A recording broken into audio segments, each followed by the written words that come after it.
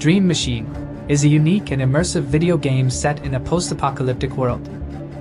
The game follows the journey of a father and son who, after surviving an apocalyptic event, are living in an underground bunker. The father, driven by love and the need to maintain their sanity, creates a machine that allows you to control your dreams. The son, who was very young when they entered the bunker, uses the machine to experience the world before the event. Through these dream adventures, the son learns the skills he will need to eventually leave the bunker. Unbeknownst to the son, the father sacrifices his sleep and health each night to operate and troubleshoot the machine, allowing his son to live a new adventure in his dreams. Eventually, the son has to venture out of the bunker and witness the horrible state of the world. Dream Machine is a game of survival, sacrifice, and discovery. It's a testament to the power of love and the human spirit's resilience. Join us as we bring this captivating story to life. Welcome back to another day of streaming the game development of our project called Dream Machine. I am the CEO of Icebreaker Games. My name is Joshua Blair. Thank you guys for joining us. So if you remember right from last week, if you guys were watching, we left off working on our Unity scene here. And we just started working on our actual player controller here. So we went ahead and set up just kind of the basics so we can move around and had some actual animations with the character here. And I'll go ahead and preview that now. But what we were really going to fix today was to really fine-tune this camera concept. So you can see here, our camera's kind of going crazy here, and that's not going to work for a third-person game. So we want to create a script that can really fine-tune exactly what we want and create something that's, you know, feels very natural, very fluid. You can see our animations if I go ahead and separate this. Our animations are working pretty good. You can see we have kind of this idle animation. We can even just walk around and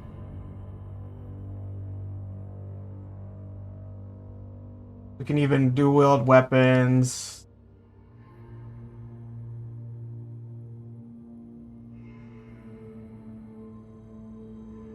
So everything's working pretty well. I mean, obviously it's not perfect and we'll have to make some adjustments, but you know, this is the starting for you know, for a pretty good concept for a character controller. But we need to get that camera controller concept really fine-tuned here.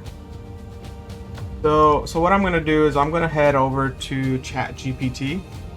And for those of you guys who haven't watched any of the other streams, what we really do here with ChatGPT is we use it to help create C# scripts. For those of you who aren't very strong in coding, ChatGPT is a great way to do this.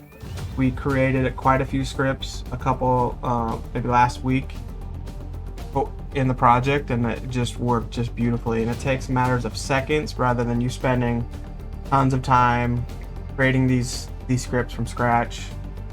Just use something like ChatGPT to do that for you. Also, I will say we also use something called Playmaker, which I'll get into that again later. The Playmaker is also a visual scripting concept that I love as well. But what I'm going to go ahead and do with ChatGPT 4, I'm going to go ahead and use, I don't need the plugins or anything like that, but we're just going to say create a Unity C# script that acts like a third person camera controller. The camera needs to be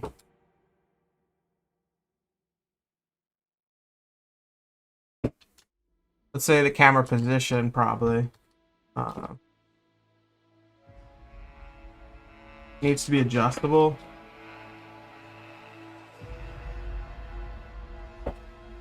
It needs to be able to detect whether the player is in view or not. We'll probably use raycasting for that. For those of you who don't know what raycasting is, in general, it's going to be shooting out almost like a laser, just constantly in the scene. And it's going to be shooting it at the player's direction. And if it touches the player, it's going to respond back saying, yeah, I did hit the player. But let's say you walk behind a wall, then now all of a sudden that laser isn't touching the wall, or sorry, isn't touching the player anymore. It's touching the wall, and it's going to come back with false, like, hey, I don't see the player. And then when that happens, that's when we want to move the camera to a different angle so that way you can still see the player.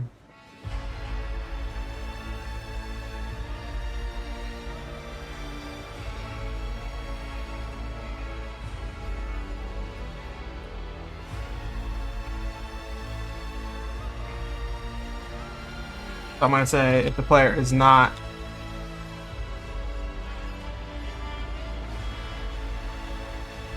in view, the camera needs to rotate till the player is back in view.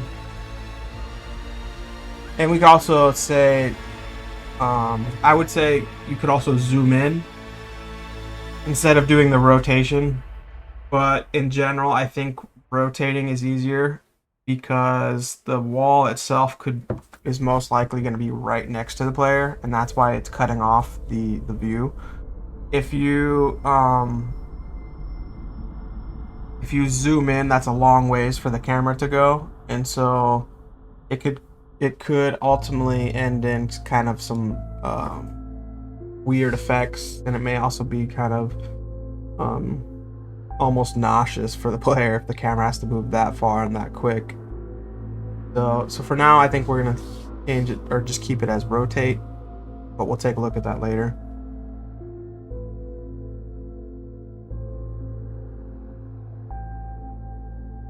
Also, the camera's rotation needs to be adjustable. I've seen this to be a problem quite a few times.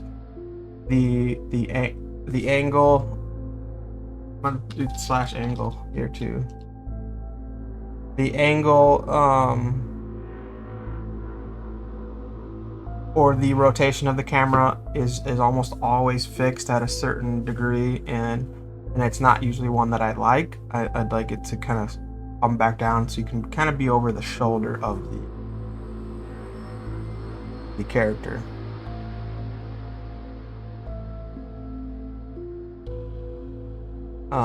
Let's see, what else am I missing here?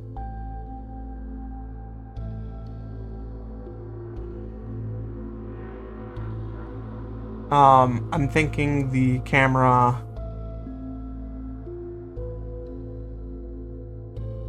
needs to stay behind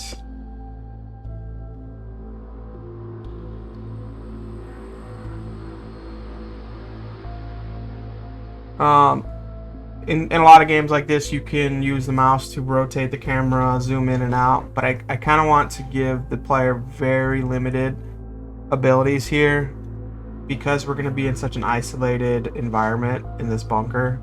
I really don't want to give them the ability to zoom out too far or to rotate the camera too far. I think that just opens us up to show like what's, you know, behind the scenes and what's missing in the scene, and I don't think you want to see that as a player. I'm gonna go ahead and create this script. I'm gonna go back over to Unity here, and I think we had a script that I was already working on. And I think it was called follow player. Yeah.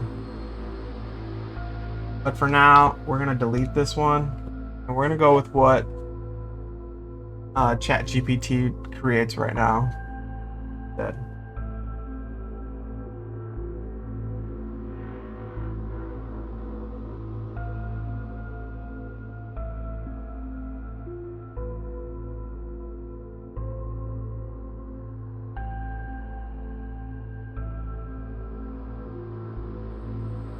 So I'm going to go ahead and take the name from ChatGPT and create a new C# script. I'll just paste in the new name here. And we'll open this up in Visual Studio.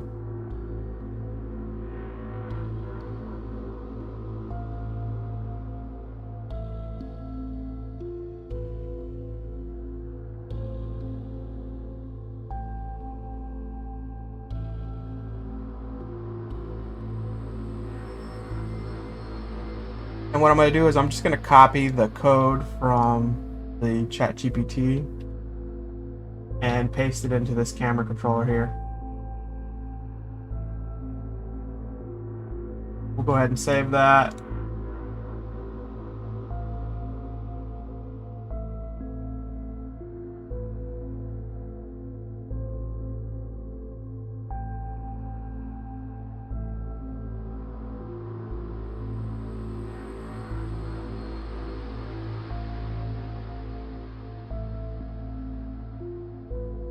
And another really cool part about ChatGPT is it also tells you how the script works and then how to really implement it into the scene. For this particular case, all we have to do is attach it to our main camera. This is the script that we were working on, so I went ahead and deleted that. But here we have this third-person camera controller. We're going to add our player here. And so this obstruction mask is pretty much anything that we decide that could be in the way of the player. So for example, this wall right here is on just a regular default layer. So what we could technically do here is we could say, hey, everything for now can be obstruct the player's view. We could say nothing, or we could just say default. Everything that's in default layer. And I think that'll work for now until we start doing some other crazy stuff. We'll have to go back and check.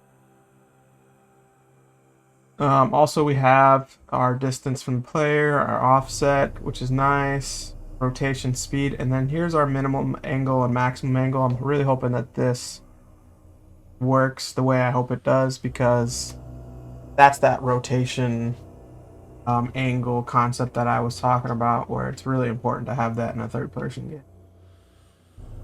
I'm gonna go ahead and I'll push play here, and we'll see what this new camera controller does now.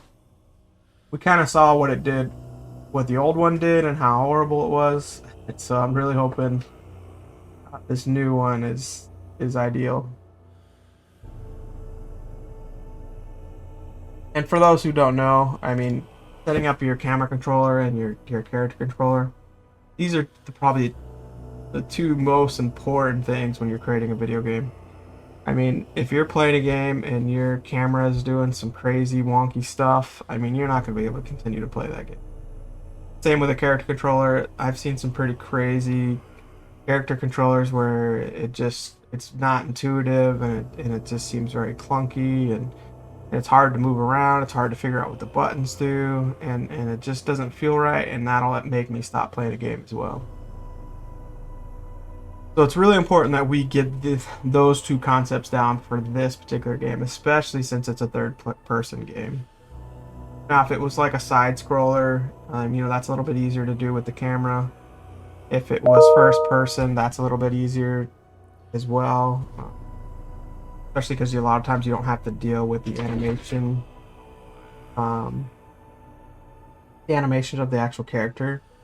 I mean, you do have games like Call of Duty or something like that have, these really impressive first-person camera controls, but they also have a animated character skin underneath that you can kind of look down, look at your hands, look at your feet, look at your shadow. But they have to do that because they're a multiplayer game, and everybody else is going to see your character. So, in general, most third-person games that aren't multiplayer, they don't do that kind of thing. It looks like Unity is not happy with it. Usually this is not a good sign if it's taking forever just to enter the play mode. I want to make sure there was nothing wrong with the script itself. I may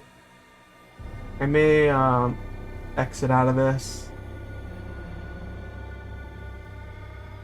I've seen this continue on for 30 plus minutes easily.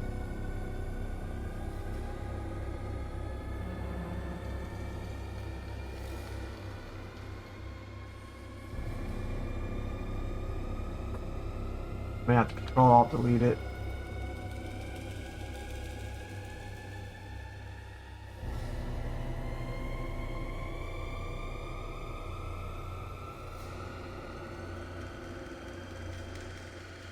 No worries. Didn't take too long to go back into the scene here.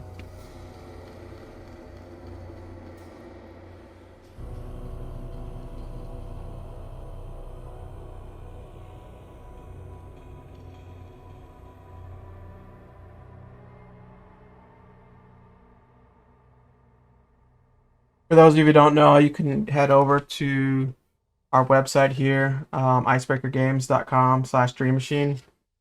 This definitely gives you, a pretty good rundown of what the project's about, gives you some of the concepts that we plan on bringing to the game itself, and it also gives you some concept art. So definitely take a look and provide feedback if you like in our Discord channel, or send me an email, however you guys like. Definitely be appreciative. Alright, so I think Unity is back up and going here.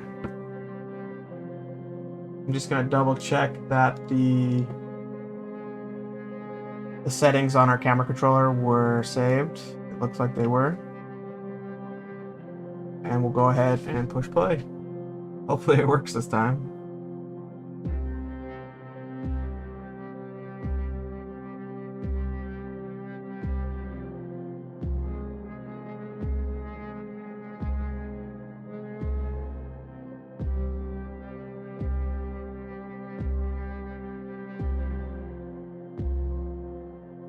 And it's really having a hard time. This.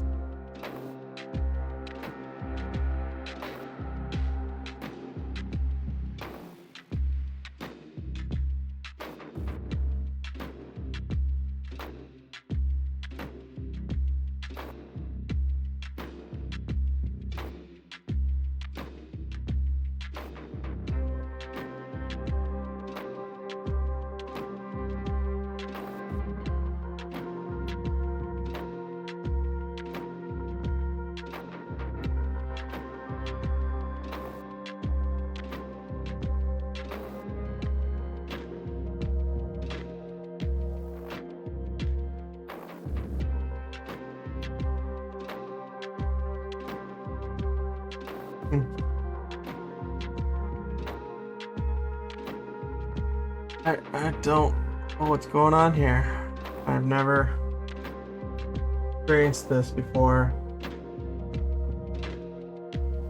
And I would assume, since we were able to enter play mode just fine before our script, that it has something to do with our camera controller.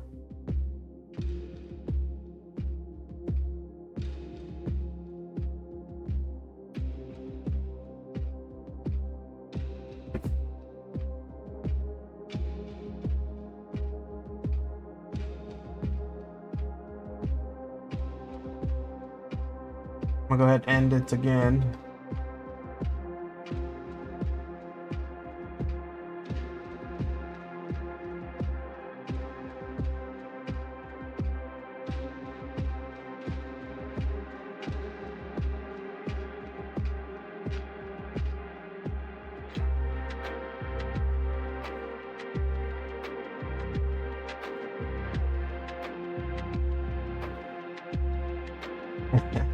I just seen What's Up Gold's comment. But yeah, that's what I'm thinking too. I think there's a problem with that script. Maybe it's that layer mask.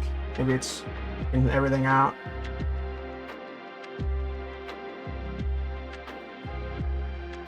But I wanted to take a look at something as well here. There used to be a setting over here in the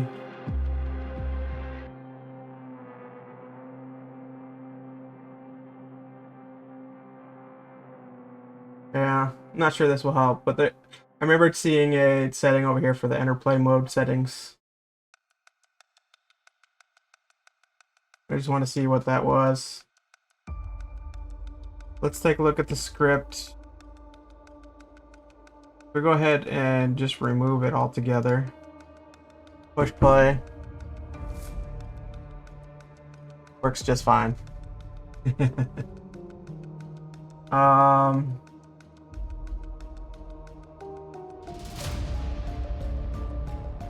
We will have to address this error. I'm not sure if you can see it on with my picture here, but we do have an input button. Submit is not set up. We'll have to deal with that later. Not too worried about that. That wouldn't be the reason why it's not working. Something to do with the script. Even though we got it from ChatGPT, I don't want to blame ChatGPT. I want to say it should have something to do with that layer mask. Maybe setting everything to default was not a good idea. So we'll go ahead and set that to nothing for now and see if that works.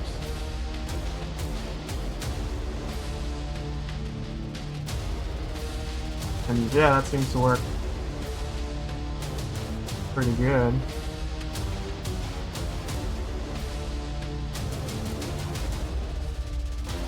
Okay. And then we can just adjust these settings here. Try to find exactly where we want that camera to go.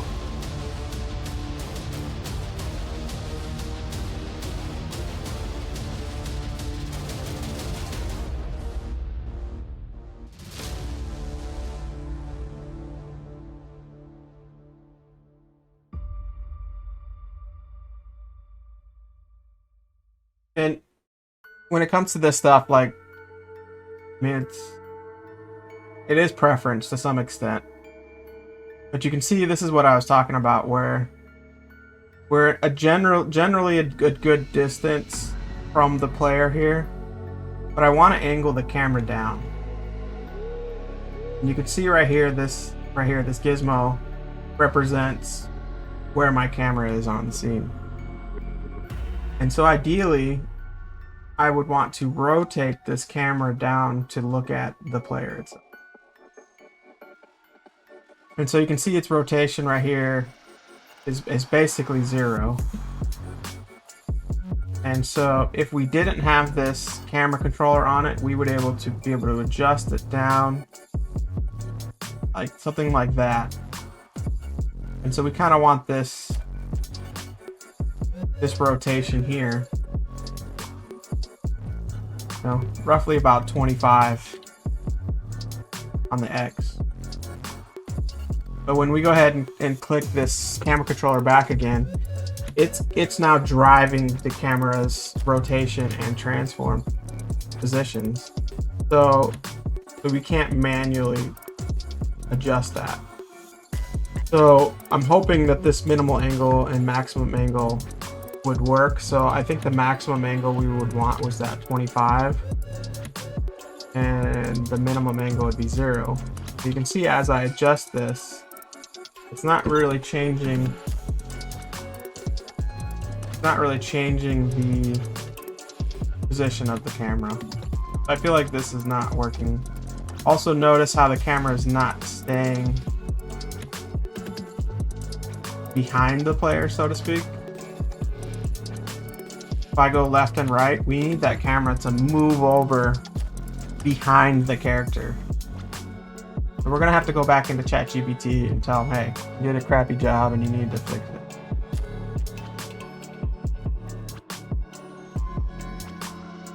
So I'm going to switch back over to ChatGPT here.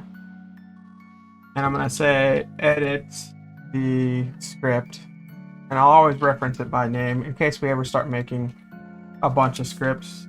I want it to know exactly which one. Also, so you think about it, you have the player here, and the player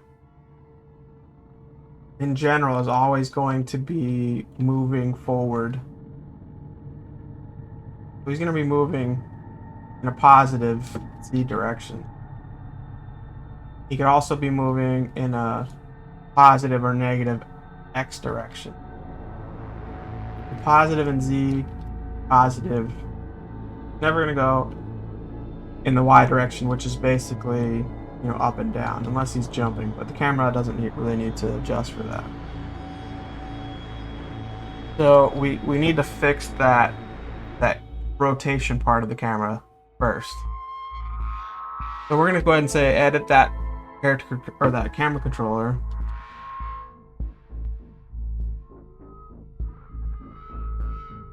To properly stay behind the character, regardless of their direction in the positive, negative, X, Z direction. Also, the rotation, the minimum angle and the maximum angle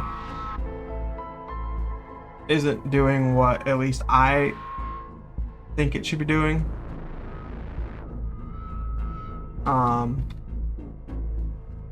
I think I'm gonna just be very specific. Also, basically, we want the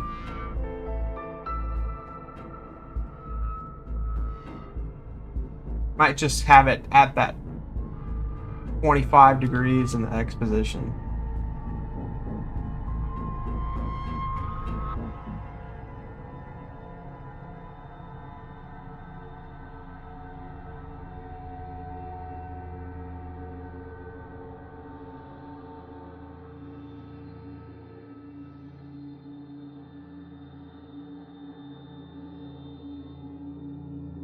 Now, ideally, I would like that to be a public variable and something that I can adjust on the fly, but for now, just to get us going in the right direction with the ChatGPT, I think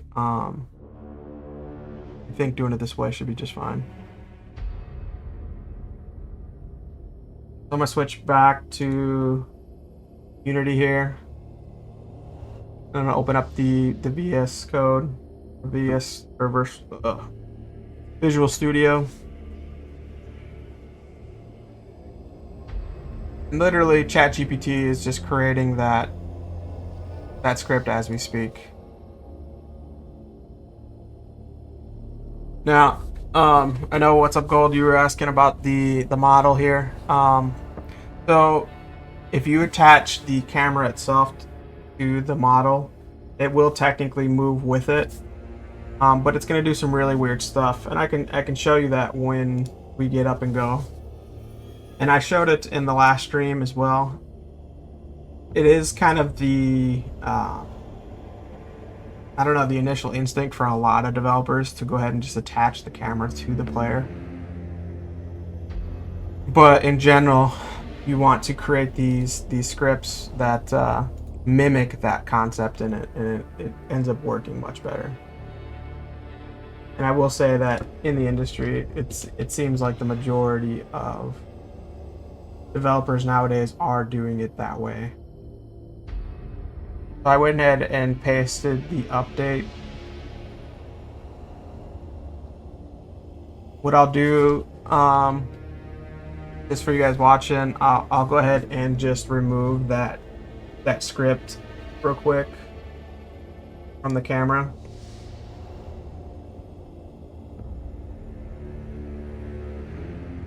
And then what we would do is we would then make the camera kind of a child of the main character.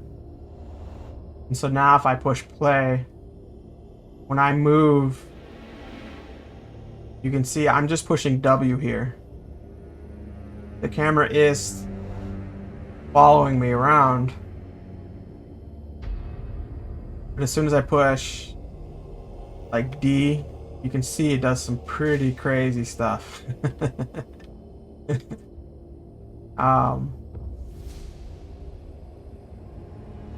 Now, of course, you could create some scripts to try to perfect this as well.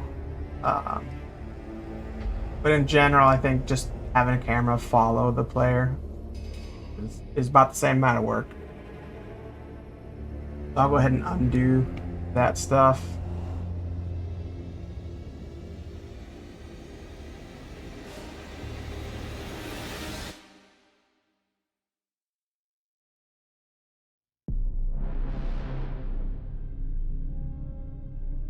Not seeing any major updates in the actual script itself, so hopefully this still works. Okay, so we forgot to save our offsets.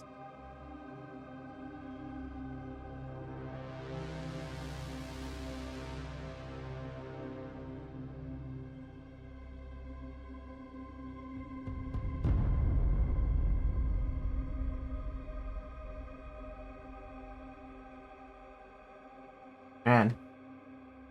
Nope, it's not liking it here.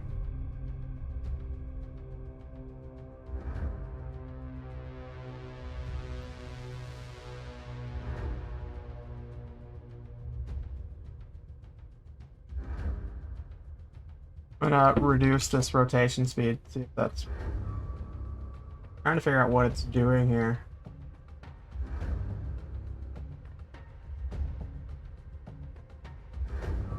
See, it's rotating so fast.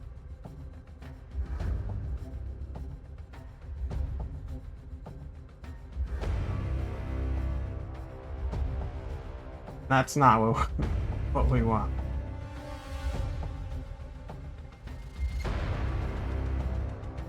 Yeah. Horrible.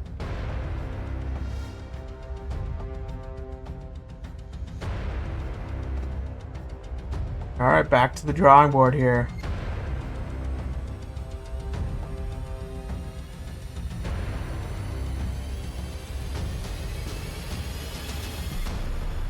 What I do a lot of times is I'll tell ChatGPT, hey, you know, you created something that's not working, and this is the issue I'm having. So I'll say, hey, just edit that script.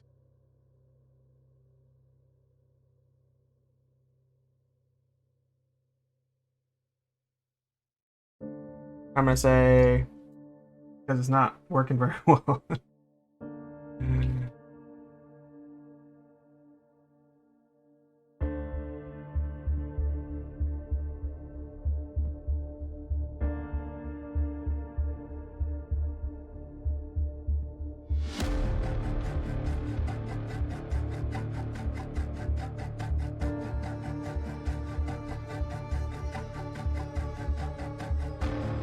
Now, I will say, you know, with ChatGPT, the simpler the script, obviously, the easier and quicker it is. Now, remember, I warned you guys, a character controller and a camera controller, very, very in-depth, very, very difficult, hard to create, and very hard to perfect. So, this is actually the first time I've ever had ChatGPT create this camera controller script for me.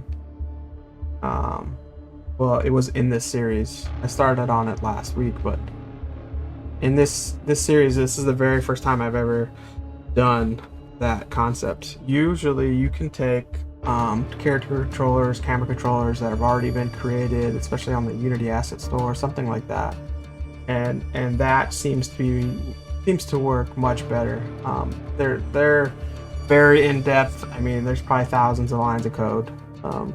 That might be something we have to do. I really just wanted to push ChatGPT's limits. I wanted to see what it was really capable of doing. and see if we could figure out a way to make this happen.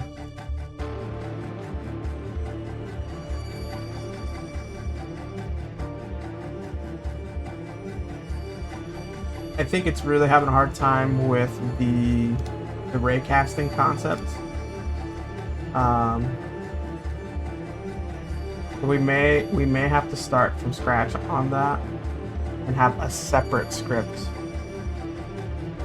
that handles that concept. Maybe one that moves the camera and one that doesn't. Or sorry, one that moves the camera and then one that handles the layer masking concept.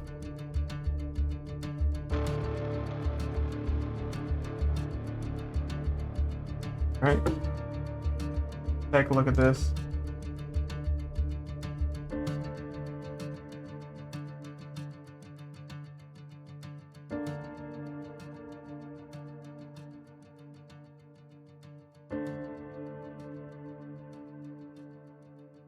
Definitely does not seem to be working too well.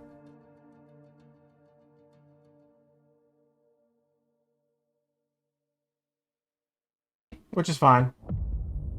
Let's I'm gonna go ahead and scrap that concept.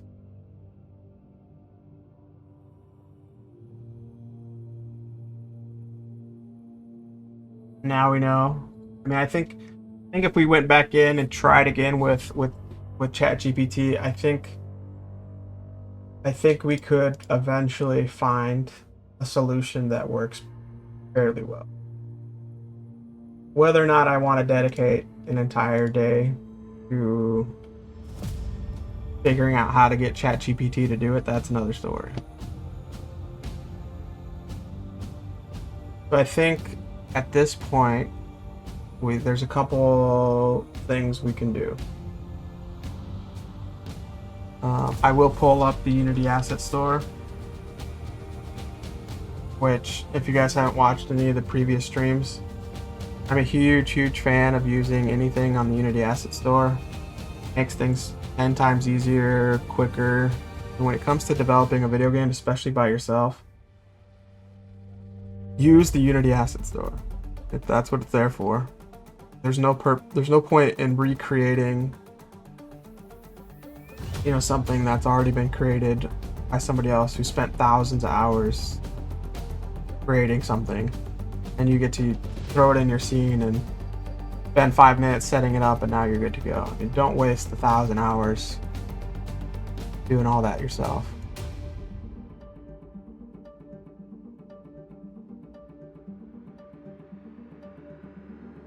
So we'll take a look over here at the Unity Asset Store. We could just type in like third person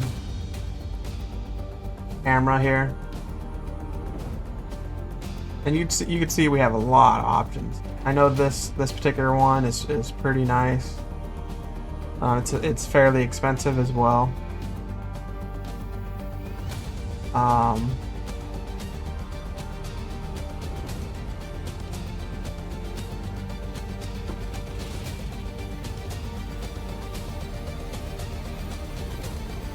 But Unity also has they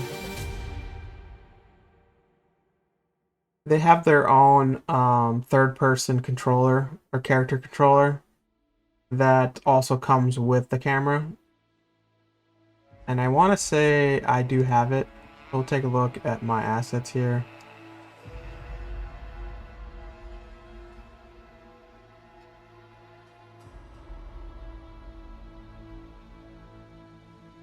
Instead of spending money on that today, using theirs, you can see right here.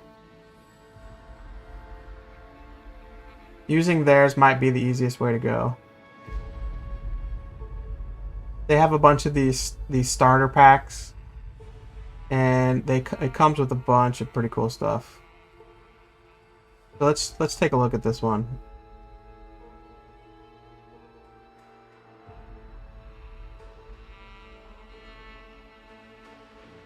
I'm gonna go ahead into the package manager.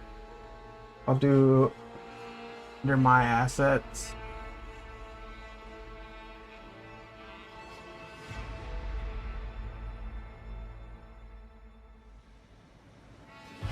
This is called starter asset.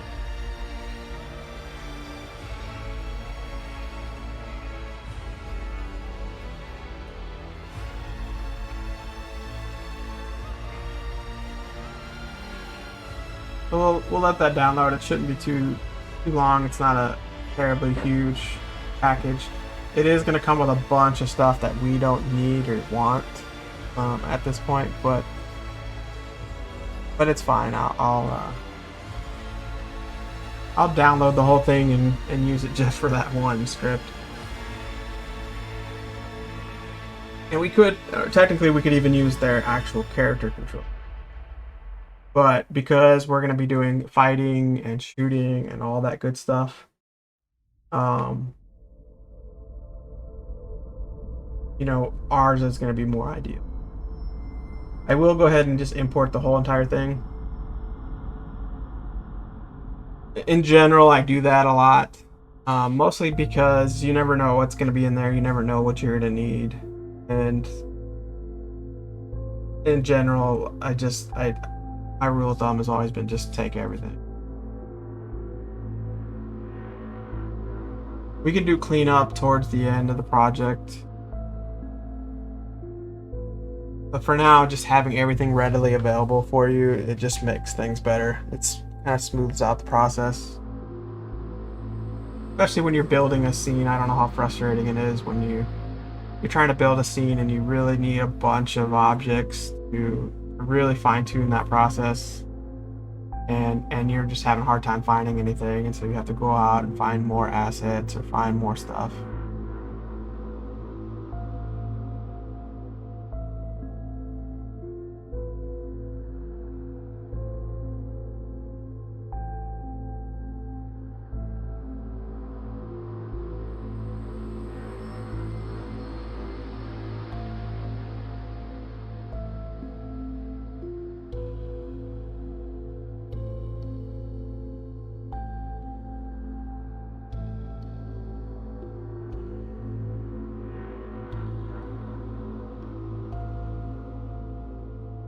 I feel like it takes longer to import than it does to download.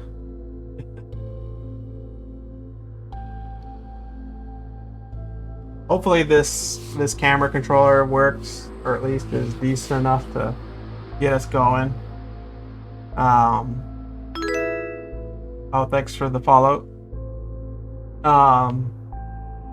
Hopefully this camera controller works pretty well. At least gets us going. And then maybe down the road, maybe even in my own time, I might just start developing my own camera controller that we can use on this project. I know I said I would stream everything from start to finish, regardless of how tedious it is, but you know, with that particular concept, I don't know if you guys want to just sit here and see me plug away at script. So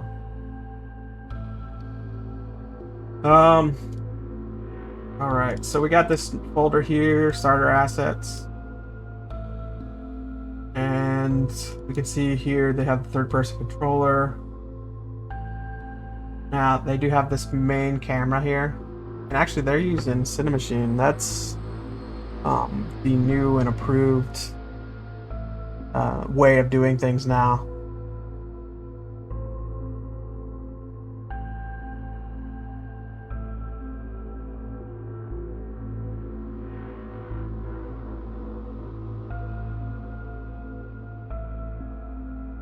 Interesting. This is going to take a little bit longer to get this set up, but you can see you got this player follow camera.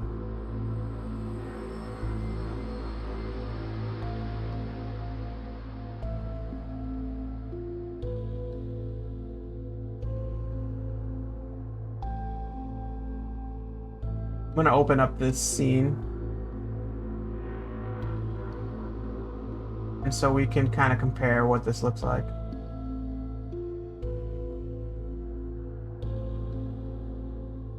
We do need to go ahead and fix those graphics. We're going to upgrade the project materials to URP. If you guys weren't watching earlier, we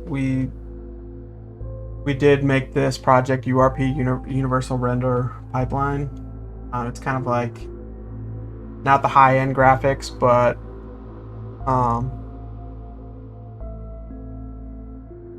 it's not like really low end, not high end. It's kind of just right there in the middle. Works well for like mobile games, but also it's fairly decent for PC, especially for what we're gonna be doing. We don't need this game to just have like the greatest graphics. This isn't gonna be AAA by any means, but I think it'll work pretty well, and we just want it to be performant at this point. You can see here is the scene here. We have both the main player follow camera and this main camera in the scene here. I don't know if this is gonna work. Yep, it is actually working pretty good right off the bat.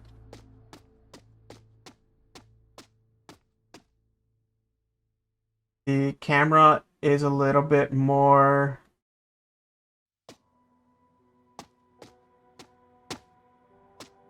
that. You have some flexibility with the mouse. It's not a lot, which should be okay. But I do want to highlight, notice how it zooms in really quick like that. And maybe that was our issue with ChatGPT. Maybe we were telling it to rotate and I forgot about that. Maybe we should have said, hey, let's try to zoom in instead. But notice how it zooms in really fast so you can see the player, and then it zooms right back out again. And so it doesn't really show you, any kind of craziness. But I think this will work pretty well. I haven't used the Cinemachine Unity concepts very much. I do think that's the ideal way to go nowadays, and I think I'll have to start doing that in almost every one of my projects. This does feel pretty good.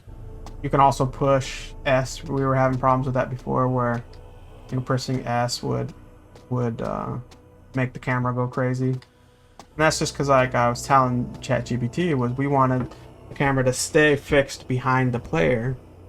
And so then it would try to whip around real quick every single time you pushed S. In this concept, you can move backwards if you really want, and the camera stays at this angle. But I can use the mouse also to just always stay behind the player. And I think as an actual video game player these days, I think we are used to that concept that we don't even have to.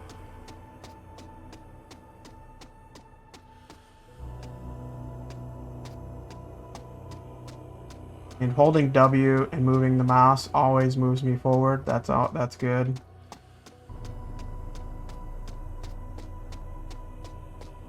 You don't want W just to move you in a certain direction. It has to be relative to the direction you're facing. And that's why these controllers can get pretty complicated. So, let's see.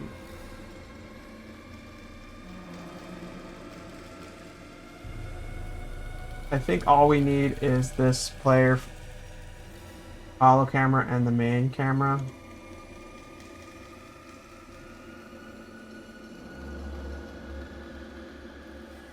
I'm gonna go ahead and load our scene back up. I'm gonna unload this one.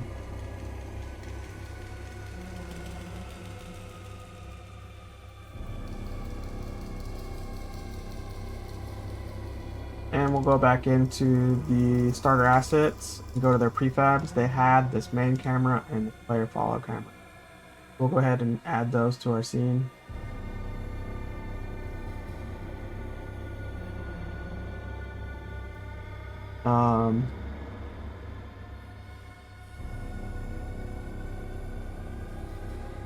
I think we can just set it up where we're gonna follow the main character. We're also going to look at the main character.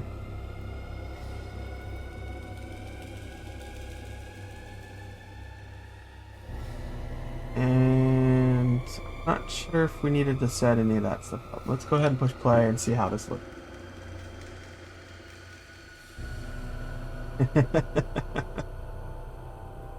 Oh man. Not working the greatest. The camera isn't even moving. Man. We're having a pretty rough day today.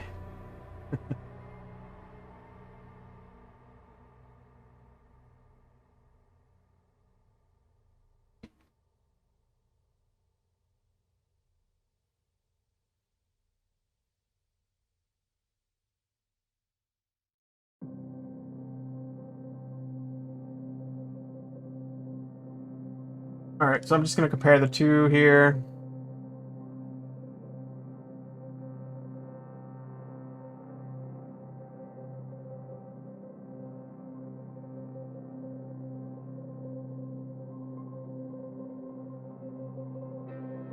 We have the main camera. Looks fairly standard. Got the Cinemachine brain script on it.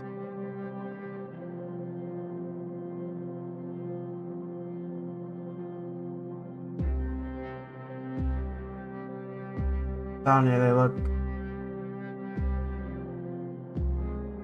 they're almost exactly the same. We don't need our old main camera. That was definitely an issue that we were having. And then if we look at this player follow camera,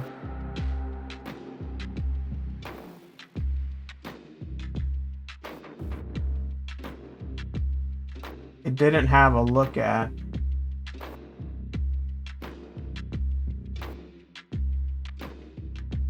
And what I'm going to do is you can pop these properties out, which is pretty nice.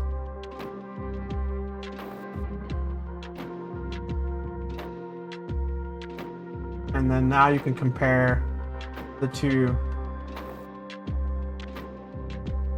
pretty easily.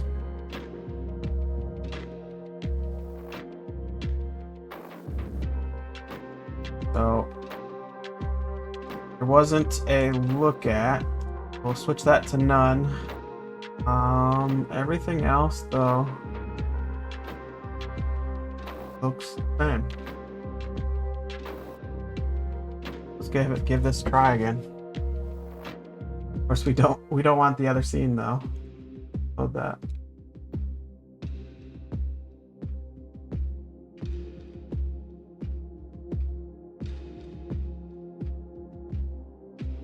Oh.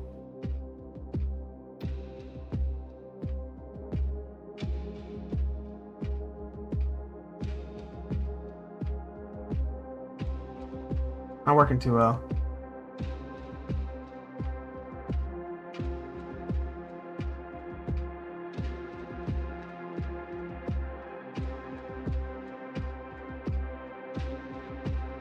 That could have something to do with our actual character controller too.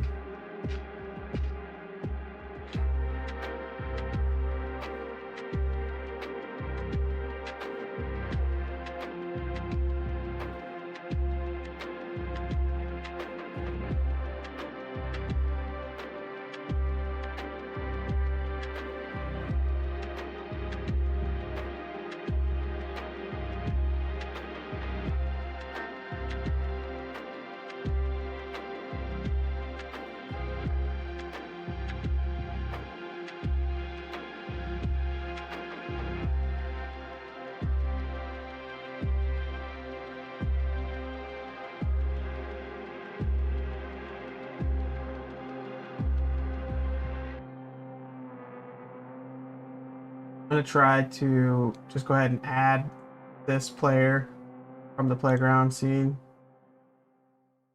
And we're going to change the follow to this player now.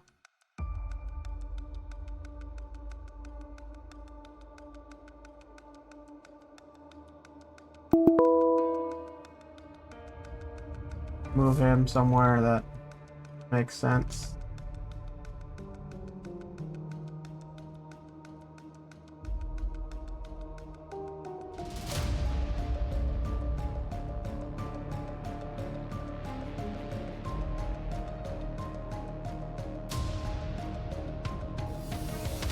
Let's take a look at that.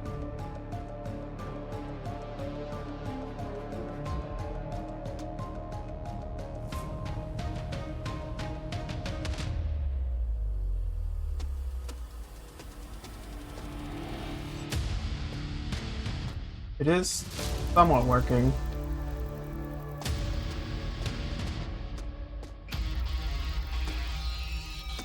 The rotation's a little weird.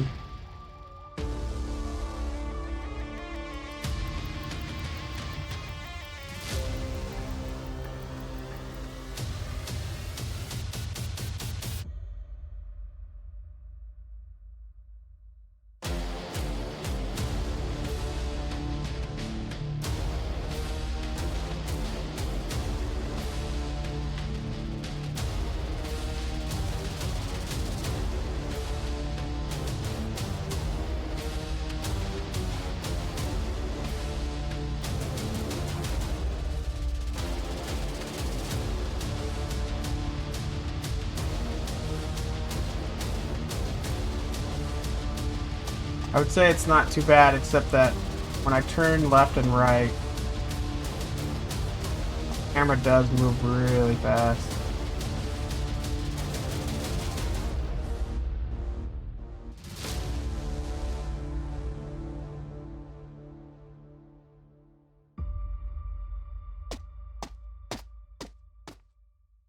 I even just now noticed there's sounds too.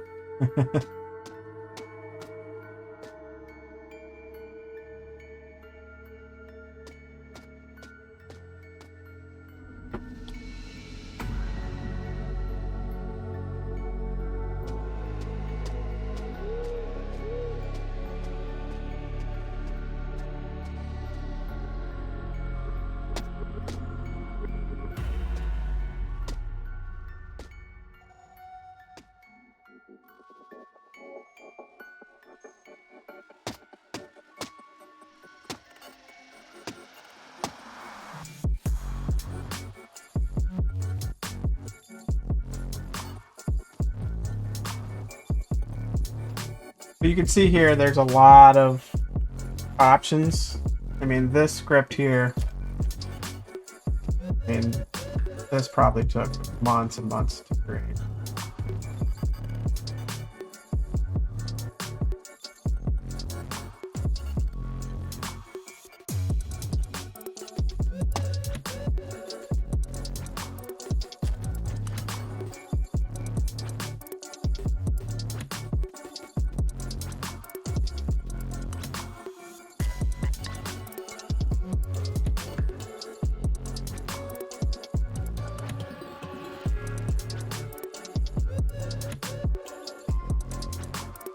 I'm just trying to mess with these.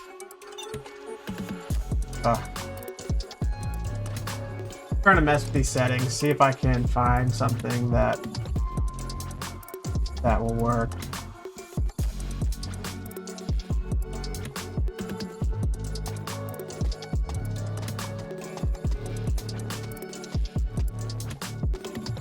I mean, this isn't too bad right here.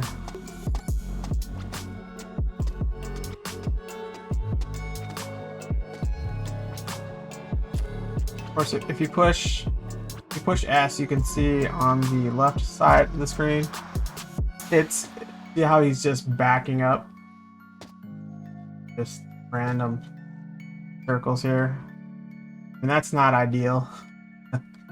In the playground version, that was much better concept. You know, so we'd have to perfect that as well.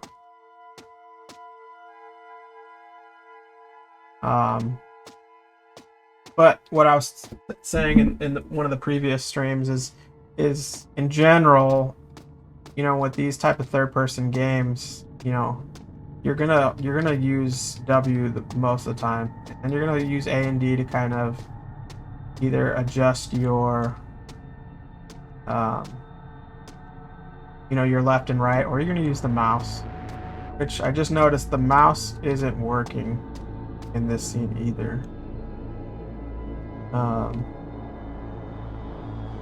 It's not adjusting the players left and right. which is fine because I'm not sure if we had that set up that anyway.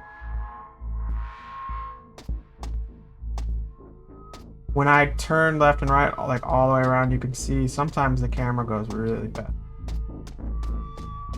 But this isn't too bad. I think I could make... I'm gonna go ahead and copy this this component.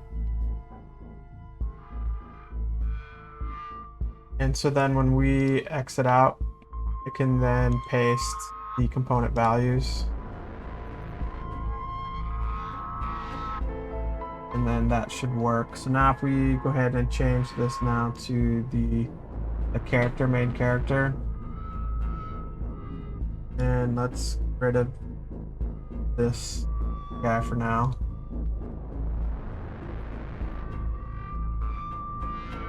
Let's take a look at this. In this particular game, Christy, we probably won't have that feature. That is something that maybe we could add if we really wanted to later down the road. But maybe what we can do is just let the player zoom in really far, or zoom past the point where he can't see his character no more. Rather than actually just switching between a first-person controller and a third-person controller, if that makes sense.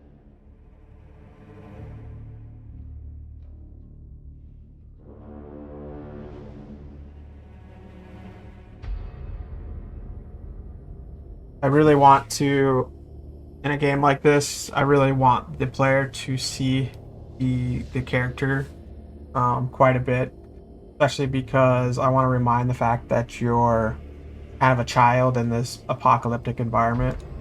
I also want to have, yeah, exactly, very similar to Valheim. I also want to make it where you can wear different armors or have different weapons, and that's going to change the actual look of the player. So I wanted to really highlight that kind of stuff. And in a first-person game, that rarely is the case. But right now, I'm just trying to set up this camera controller, which is proving quite difficult. You can see now that we moved back to our normal character and not that robot character. Camera once again is not acting the way that we would like it to.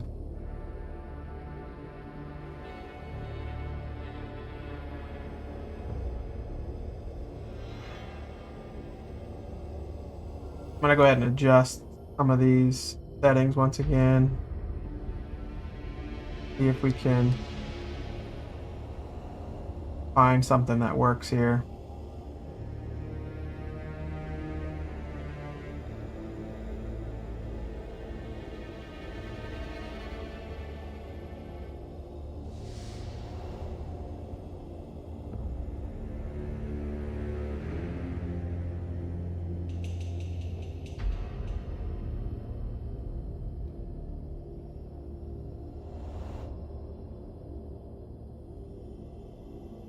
I could be wrong, but I think anytime you use like Unreal Engine, I think a lot of the stuff comes pretty standard, and a lot of it's already set up, and you can just make a few changes and run with it as your game. But in Unity, it's not quite that easy because I think there's just so much more, flexibility, so much more stuff that you can do. Well, I mean, you could do both. You do a lot in both systems, but in general, I think most people with Unity set up their own character controllers, camera controllers, rather than just going with the regular starter assets, the ones that are built in with Unity.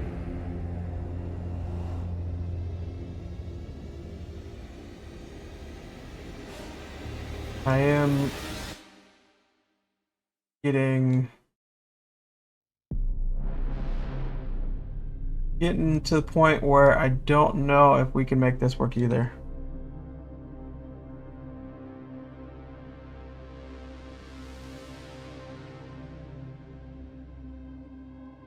Yeah, what's up Gold in the comments said to slow down the turn speed of the character itself. And that's definitely something that we could take a look at. You can see here in our main character, we have these RPG character controller scripts that we got from the asset store as well. And there's a lot of different features here, so we would just have to find exactly where it's at. We do have this navigation script here. This I want to say we don't even need this, because I think that's when you can click and move. It would just move your character for you, and that is something I've considered. You know, there are a lot of top-down games where you can just click and your character moves to wherever you clicked at. It kind of prevents the need for a lot of these concepts, but in general, especially if you're going to have a lot of shooting, a lot of just kind of open combat, those point and click games are usually more like turn-based combat, and I don't really want to do that. I'm going to slow down this run speed. See, that works. I'm not seeing... Oh, there we go. Rotation speed is 100. Slow that down quite a bit.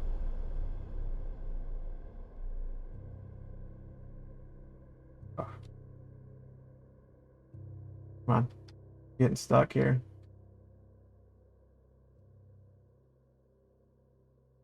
Still seems like it's really high. There we go.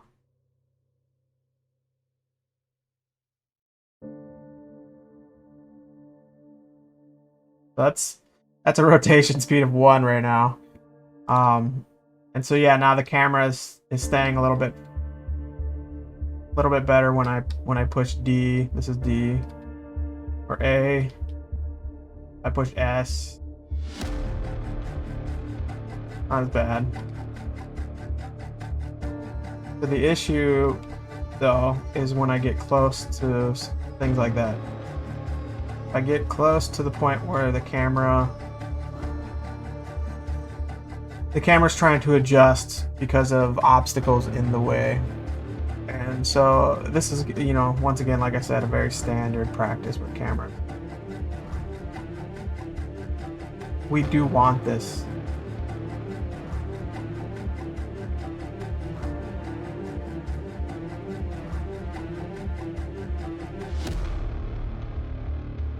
But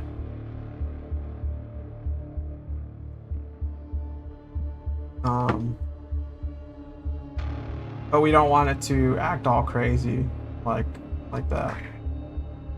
If it gets anywhere close to that wall, you can see it kind of, it's like moving way down to near the feet player.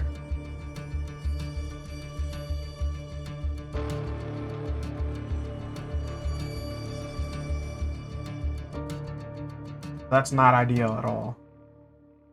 Now, if we take a look at some of those concepts,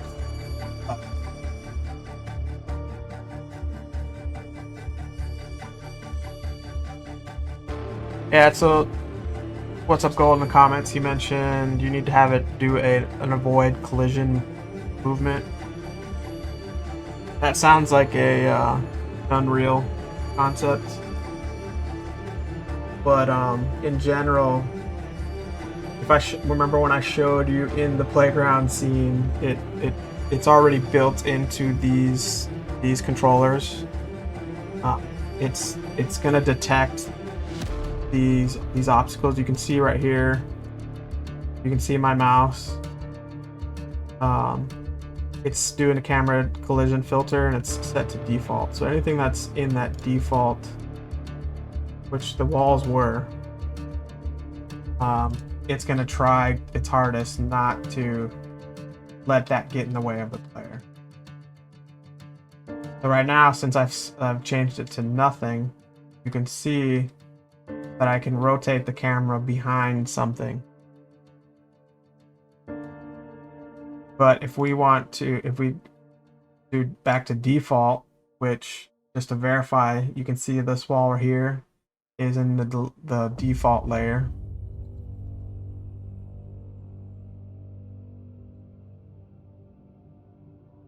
So we have this camera collision filter on that default layer. So now it's saying if I detect anything that's in this default layer in between the camera and the player, I'm going to rotate and move and do something. The problem is that rotation, what it's choosing to do is it's choosing to go away underneath here. And I want to say it's going to be somewhere in our settings here that we need to adjust.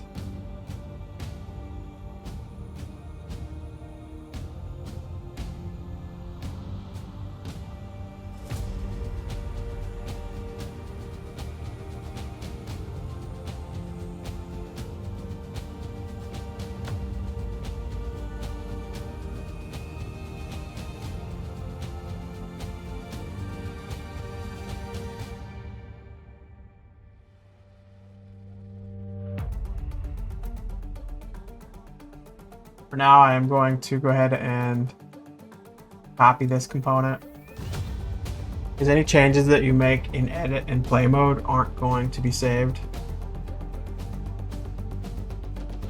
So I'm going to adjust the run speed and the rotation speed on this player controller for now.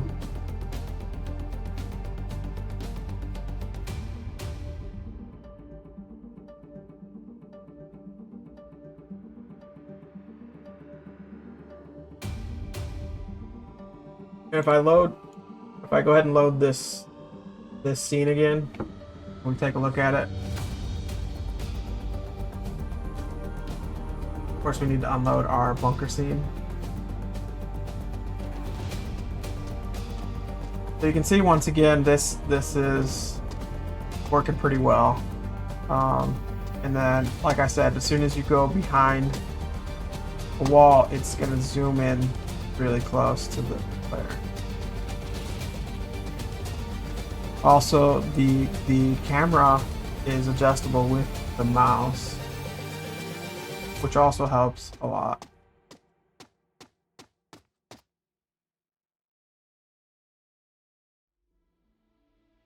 And then this particular environment here, this is on the default layer as well.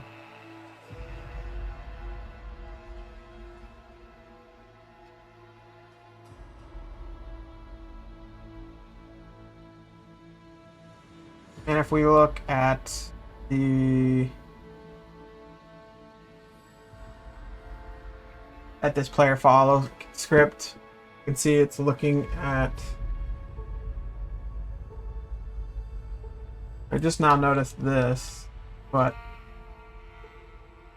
they have an empty game object here that they're calling player camera root. We could do something like that too, where we're saying, hey, don't just look at the player itself, but look basically center mass. You know, so that's an idea we can do for sure. And then that's where it's looking at. But it is also doing that that default camera collision layer.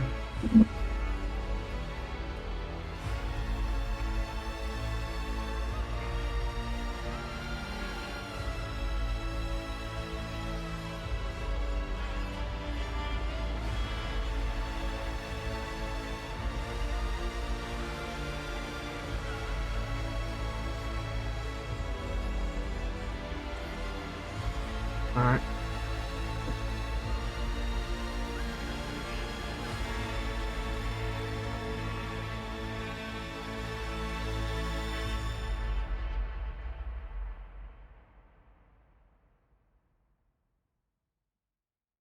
I'll go ahead and load our scene back up again and compare the two.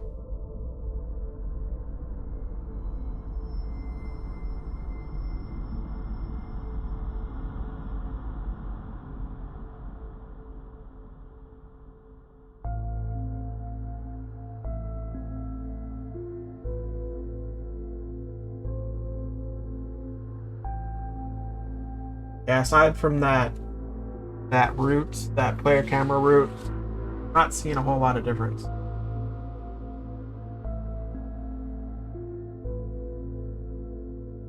We can set that up real fast.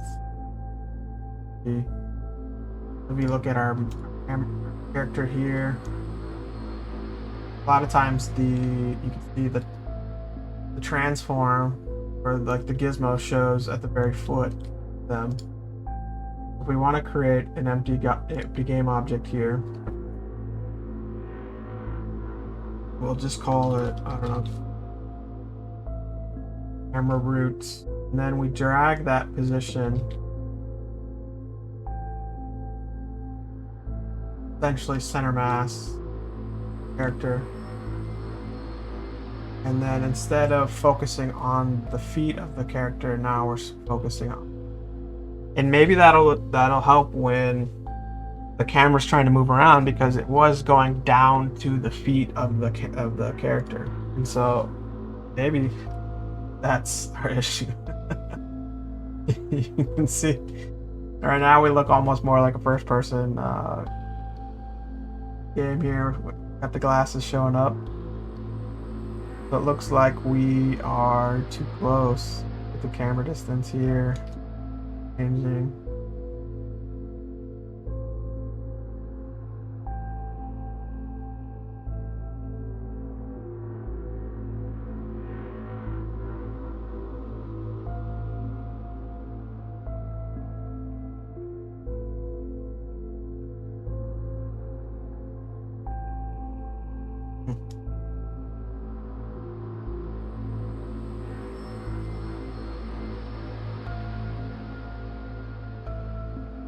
Now it's doing some crazy stuff.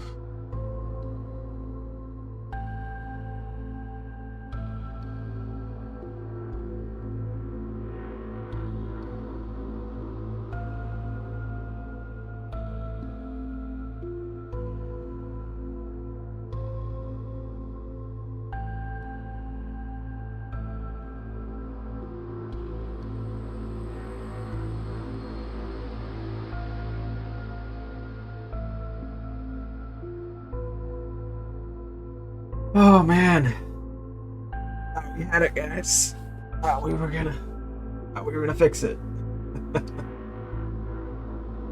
But here we are, and now it seems like nothing's really adjusting the position of the camera.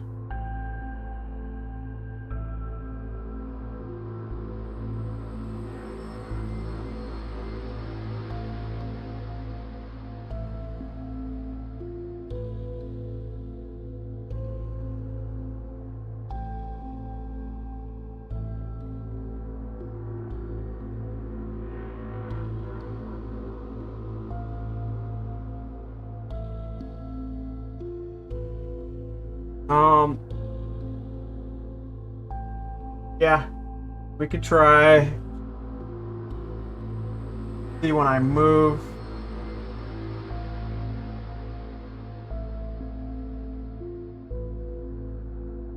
I'm generally in the open. There's not a whole lot around.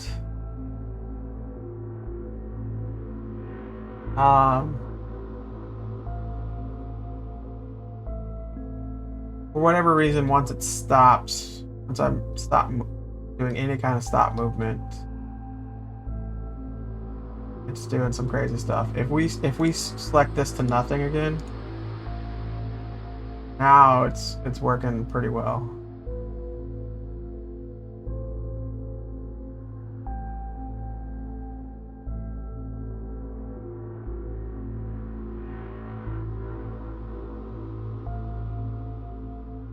But something to do with this obstacle detection still.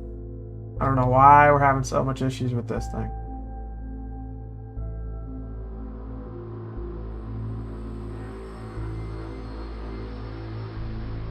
I wonder if I set this more to like 0.75.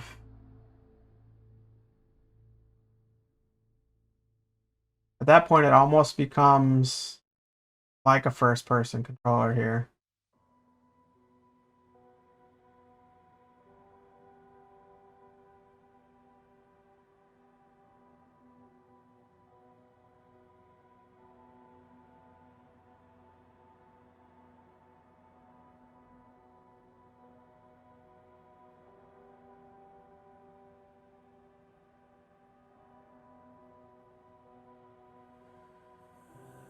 Yeah, that's not too bad.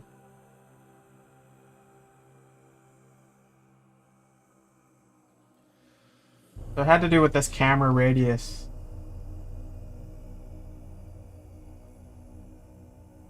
You can see what I'm trying to do is I'm trying to get the camera kind of stuck behind the wall. See what it does. And it's doing pretty good actually. So I like this setting here. I'll go ahead and copy this component here. And we'll go ahead and paste in its values. It doesn't actually seem like it worked, but it was 0.55 if I remember.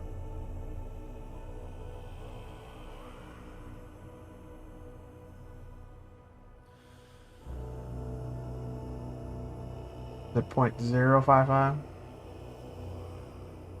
That's right.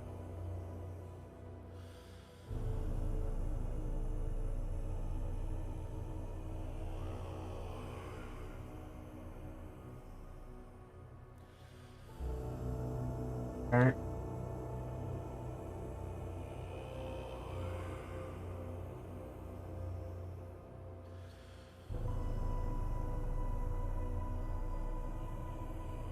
So yeah, that looks better.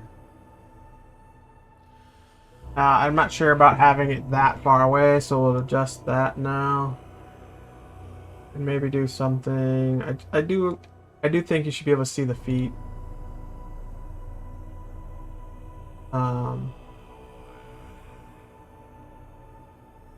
Maybe something like that.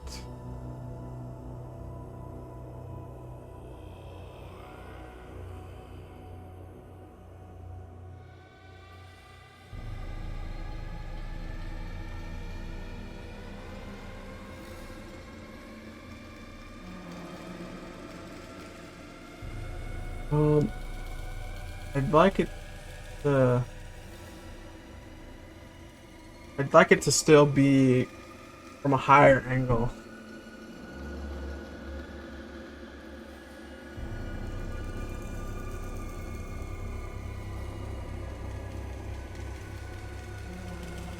And I swear with cameras that's always the issue. Always, always, yeah, always. Yeah. Yeah, so you can't just move the camera, like I said earlier, because you have this script that's now always on the fly adjusting the camera's transform.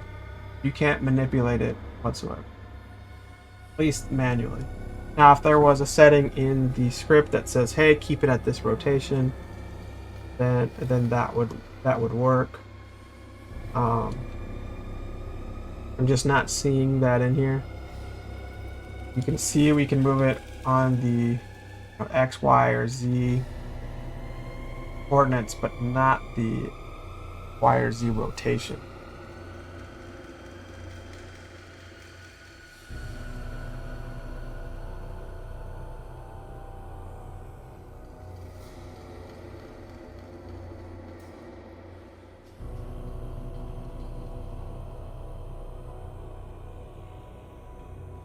Eventually, we could set it up to where the player can switch from left side or right side. I've seen a bunch of games do that.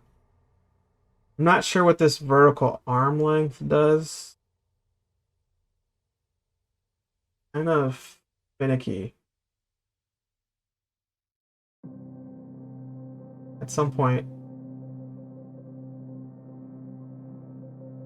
seems to act kind of weird here.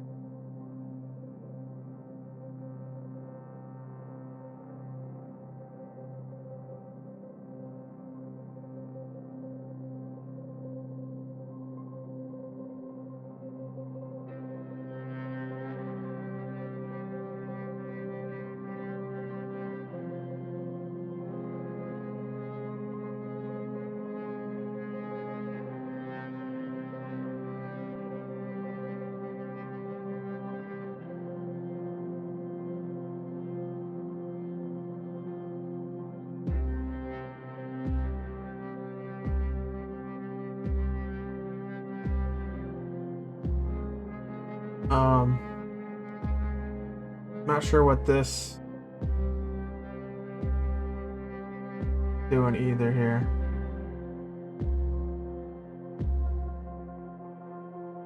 Just okay. So noise. It's just kind of a standard light movement. Kind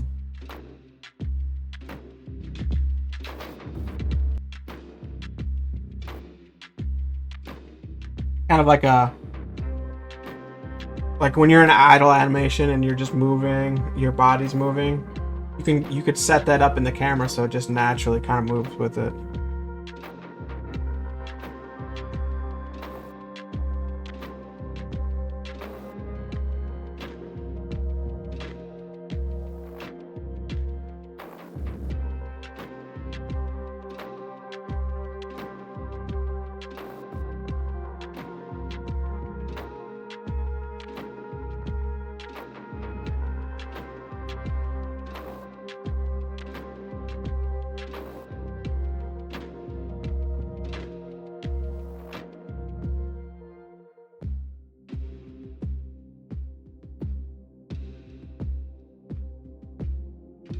We don't want too much motion, just standard like motion in our camera. I think that'd be kind of weird.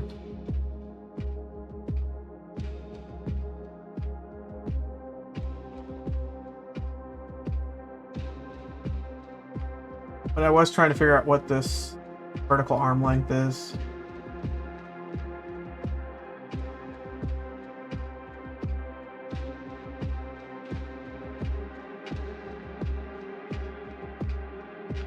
But man, do I wish there was just a little bit of a way to rotate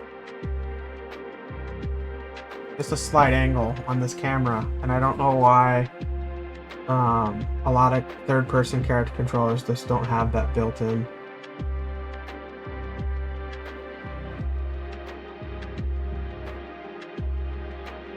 If that's the case, we may have to do something where we don't see the players feet as much.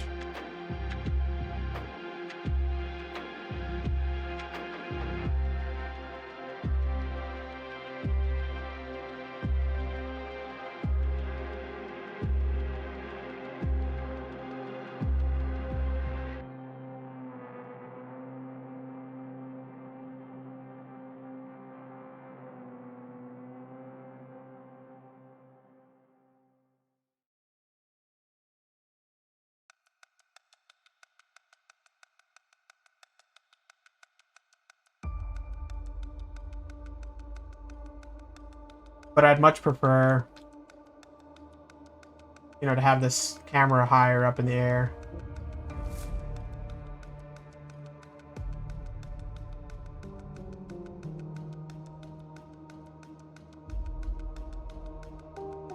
And then I would like to know why we can't rotate the camera too, so that would probably be our next step here.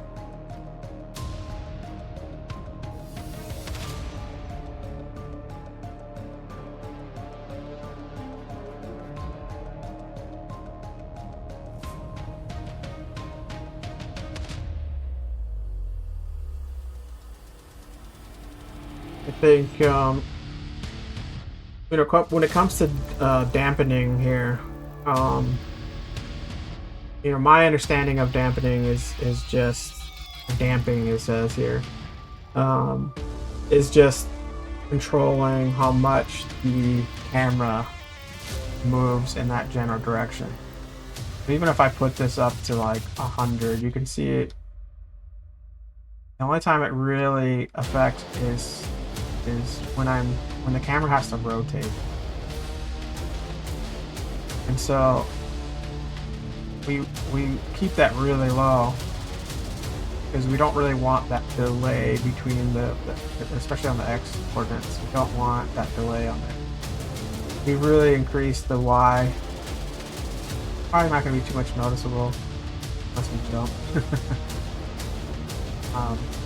Try jumping now. Now you can see it follows us fairly well. And then Z, We raise that up really high. Probably only going to affect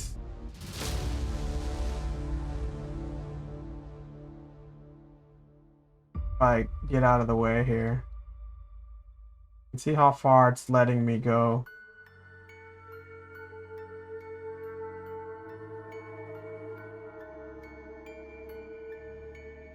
So once again, this isn't, I think these settings are fine. I think our offsets are fine. The vertical arm length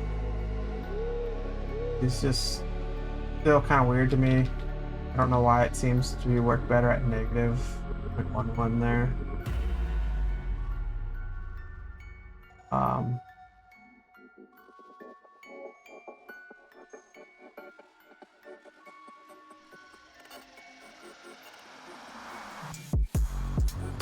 We may want to actually like pick a side here too.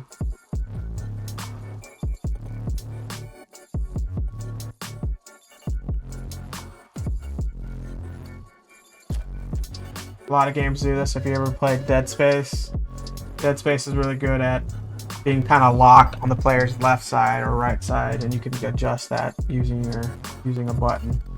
You could literally walk up to a wall here and kind of hide and then switch your camera.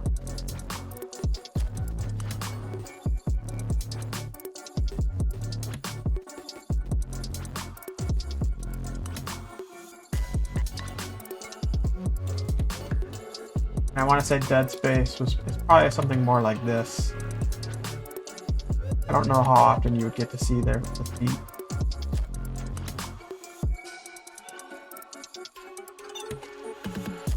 So aside from rotation, I think this is fairly decent.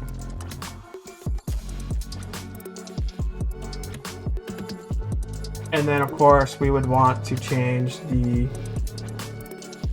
make it so that our mouse adjusts the rotation here. We're also getting a bunch of we also are getting a bunch of these errors, 35,000 of them. Basically, we have input button submit is not set up, and there's probably a script. It could be with what we're using now, the new stuff. We can test that real fast.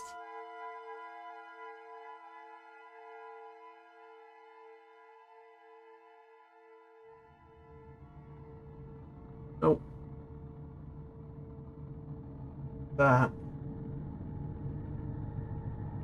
But in general, we can just set that up and those errors go away. I don't think we are actually using that script right now. Not terribly worried about it.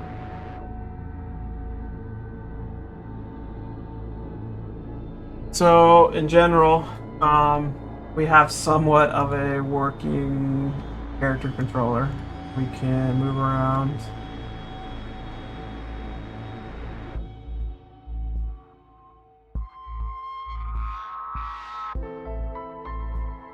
That's funny. Now it doesn't want to follow. Oh, because we have our main camera on. So we can move around, character controller. We can speed this up. We're also going to want to be able to shift run. Right now, holding shift, it does nothing. We're also going to want to set it up where we can't walk through these walls. And we're going to want some kind of collision there. And so a lot of the floors themselves, if we look at them, there is box colliders. If we look at this wall here, there is also a box collider. But because of the way that they set up this character, and I think we talked about this in an earlier stream, but because of the way they set up the kind of the ground detection for this character controller, it doesn't just naturally collide with these walls. But we're going to want to set that up. We're going to want to set it up where he collides with anything that's in the room. We don't want to be able to walk through the table, walk through the chairs. walk through anything. We're also going to want to set up these doors. You can see I'm able to walk right through pretty much anything at this point. We're going to want to set all that up now that we have a working controller. And then I am going to increase that walk speed now. I think that's just a little slow. Maybe since I can't hold shift, it just seems slow. But I think that's going to be our next step, is setting up all these collisions. So first things first, if you noticed our layer here, we had set all this stuff up for on this walkable scene. And so that's, even though it has a box collider, that's how the player knows it can move around and not fall through the floor here. In a normal, when you first set up your character controller, it usually has some type of collider on it, a sphere collider, and it's going to collide with the box collider, and they're not going to go through. But because of the way that they set up the character controller, we can't do it. So if I change, let's just test these out. For example, if I change these walls here to walkable layer as well, and we push play on this, let's see what happens. And I keep forgetting to enable this other old camera. Now, if I were to walk over to this wall, you can see I can't walk through. And I know that's such a weird concept. You know, obviously the walls themselves aren't walkable. Why do they need to be on a walkable layer? And like I said, that's just the way that this particular character controller is set up. And if we wanted to change that, it wouldn't necessarily be time consuming, and it'd probably be preferred way of doing things. But it's not necessarily something that I want to do right now. I think in general, our time would be just better spent doing it.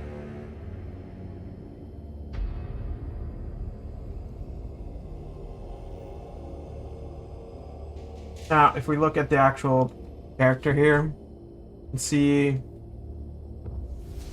there's another way we might be able to do this.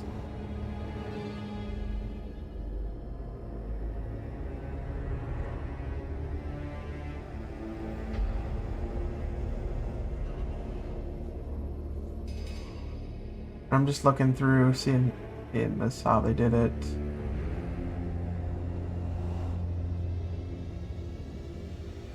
You can see right here, they have it selected, so anything that's walkable.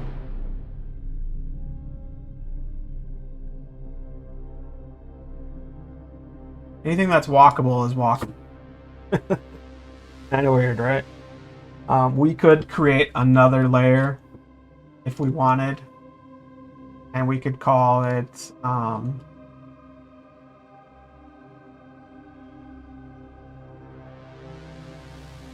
we can call it I don't know, obstacle. How do you spell obstacle? With A.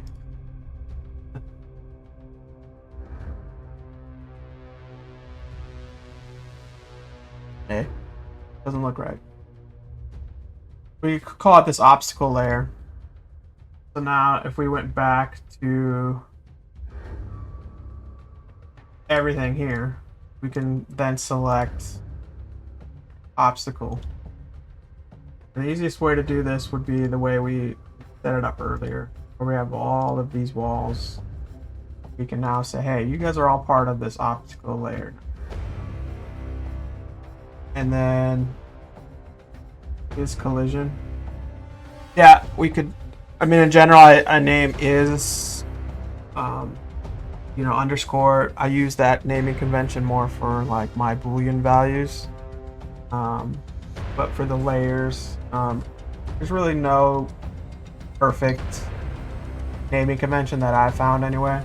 But we just want to roughly identify what it is and what it means to the player.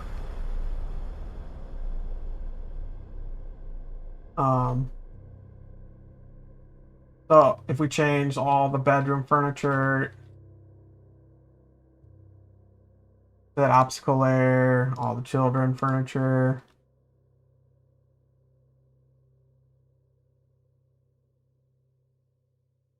we got pretty much everything. I didn't change the ceiling, which, I mean, I guess we could, but hopefully you never have to walk on the ceiling in the game.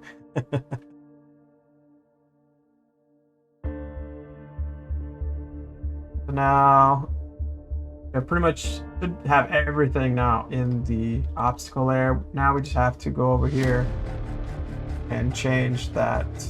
I remember where it was.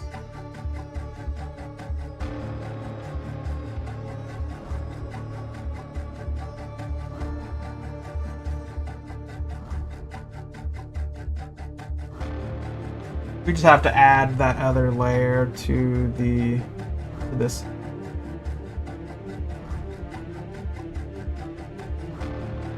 Yeah, so now technically, yep. What's up, Gold is saying if you jump up now, you could hit it with the top of your head. Which I mentioned earlier in an earlier stream. The jump probably needs to be adjusted on this character. I think you jump pretty high. So we'll take a look at that at some point as well.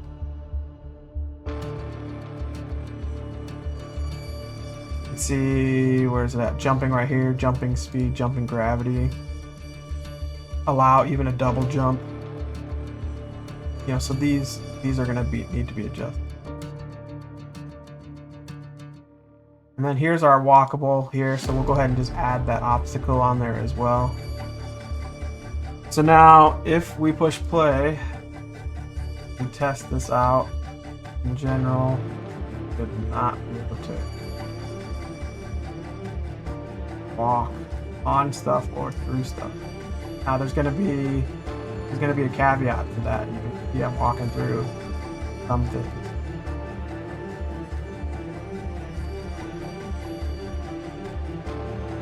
And I'll show you what that is.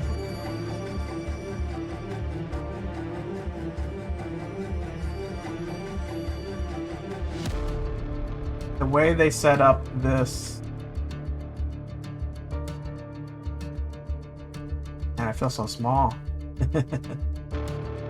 The way they set up this character controller, I don't know if I agree with some of the things that we will have to probably. Oh, all through the world. So here's the issue. They created it so that anything with a box collider, as long as it's on that obstacle layer, will be fine. But anything with a mesh collider needs an additional script. So you can see this particular object here has a mesh collider. Now, for those of you guys who don't know the difference between a mesh collider and a box collider, it's almost self-explanatory, but in general, a mesh collider creates a collision between objects that aligns perfectly with the outline of the object. So if we look at this particular object, you can see everything that's green here is kind of the mesh. And it does it the best it possibly can to try to form to the object itself. If it was just a box, like this one, it's just a perfectly nice box. This actually could we could change this. It doesn't need to be a mesh collider. We could change it to a box collider just fine. And it would work well. But something maybe like this couch, we want the player to be able to jump on top of it or even sit on it. It would need to probably be either a series of box colliders, or it would need to be general mesh colliders are more taxing on a system, and especially if we have to add that extra script per item, then our system's gonna bog down quite a bit. So that starts the really long, tedious process of fixing all of these mesh colliders. I'm not sure there's an easier workaround for this. For example, this does have a capsule collider on it. Capsule collider should work with a mesh collider just fine. In my experience, any primitive collider will collide with a mesh collider, but I don't know if two mesh colliders will collide with each other. If that makes sense. But the fact that he has a capsule collider on it, but yet he still can walk through mesh colliders, that tells me that there's something that's overriding that concept, usually through character controller. So that's that script I was telling you about. And just to show you exactly how that works, we took this object here, this medical table, and I attached this script in here. This is this BSP tree script. I don't know why they named it that. I don't think we need to have that checked. But now if we walk over to the table, you notice now I can't get through. Just having that script on the item makes it now where I can't walk through. But do we really want to add this script to every single mesh item in our entire scene? Maybe that's not that big a deal in our bunker, but what's going to happen when we have our apocalyptic environment? That could end up being just absolute. And you can see the script isn't that BSP tree script. It's not a light script. It's a pretty heavy script. Talking 300 something lines. And you can see here it recursively partitions meshes vertices to allow more quickly to narrow down the search for a point on its surface with respect to another one. Hopefully you got all that. But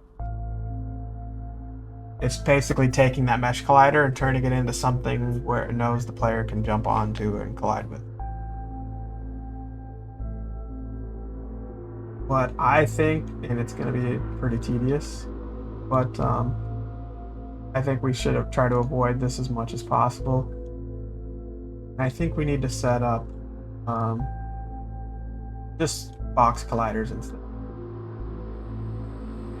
So I'm apologizing ahead of time. This is going to get fairly tedious. Probably going to be a little boring.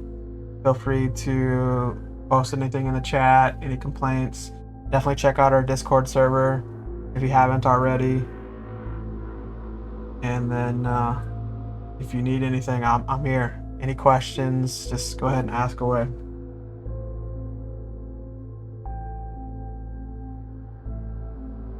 I'll start off on this medical tables. See what I'm gonna do here. We'll enable gizmos. Oh, and I guess I think I was wrong earlier when I was talking about the mesh colliders. I think it also matters if it's a convex or not. So um, I think two mesh colliders can collide with each other if one is convex. You say, okay, well, what does convex mean? It's just, yep. So I just went over here and with Unity you can click on this question mark, and it pops up the Unity documentation, so you can see right here convex. You enable the mesh collider to collide with other mesh colliders. So now it is limited to 255 triangle.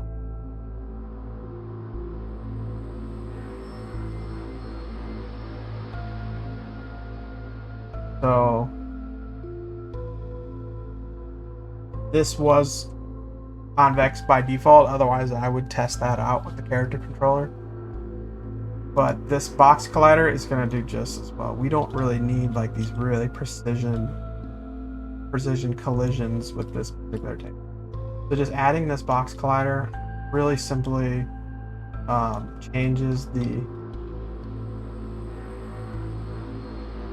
changes a collider to pretty much the length and width of this item really easily.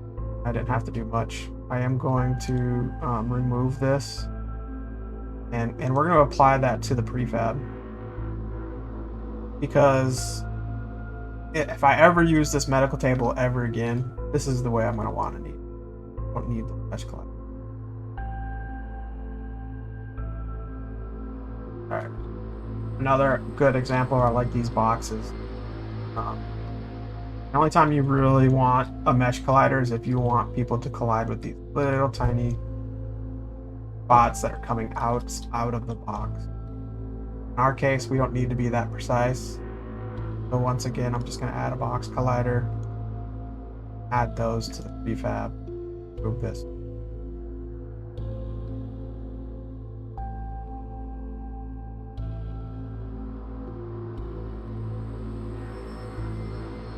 There's another way to do this too. That's if we go ahead and open this here, we can open the prefab itself, and now anything we do here, we can just sit back out, save, and it'll now affect the prefab itself. I'm not sure which way is faster, but probably opening up that.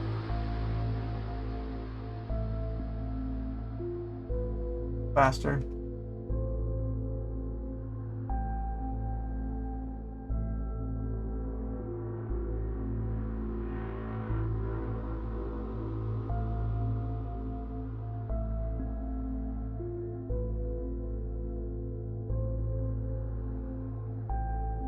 So with objects like this, for example, a little bit more complex, this would probably need a series of box colliders rather than just one. It really just depends on how you want to do it. But it really depends, like I said, on how accurate you want those collisions to be.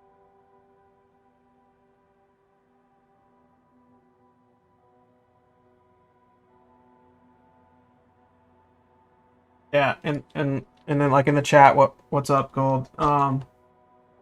If we have a lot of these same boxes in the scene, just changing the prefab will change all of those boxes together. I only have to do it once. But it also is going to change it in my system as well. So even if I have another scene outside a level 2 or level 3 and I'm using that same box, because I changed the prefab, those boxes will be fixed as well. So it's not just level dependent or scene dependent, it's for the entire project. You can see this was another great example. Now, if you wanted to be able to shoot underneath the table or something like that, you would set this up differently. I don't need us to do that, at least not in this level. So I'm just going to go ahead and put a box collider on the other. You wouldn't be able to crawl underneath it. You wouldn't be able to shoot underneath it, whatever, because there's a complete, collider all the way across. But for our case, it'll work just fine. And since I changed this one, notice this one's already fixed because they're the same prefab.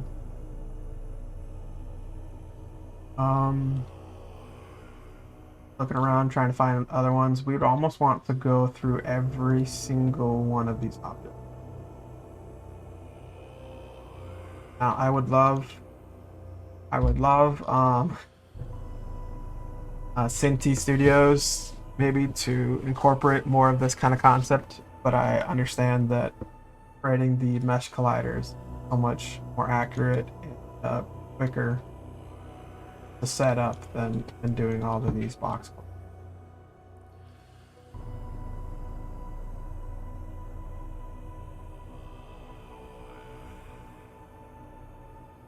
You can also adjust them. You can see here, went all the way to the very top.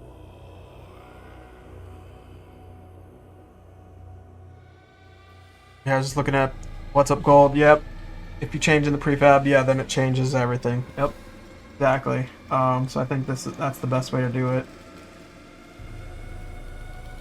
Changing the prefab definitely helps and makes it easier than changing each individual instance. Imagine if I had like 20 million books in a scene and tried to change each individual one, where I can just change one prefab and be done. But if you look at this sink, the box collider rose all the way to the top of this faucet here. We don't want that. If the player jumps on top of this for whatever reason, he would then be floating in there. So we're going to want to adjust its Y value here. You can see it adjusts it both at the top and bottom. Not a fan of. What you can do is you can just go ahead and click or edit collider, and you can just pull this. It doesn't have to be completely accurate, especially on the bottom. But if you were to jump on top of it,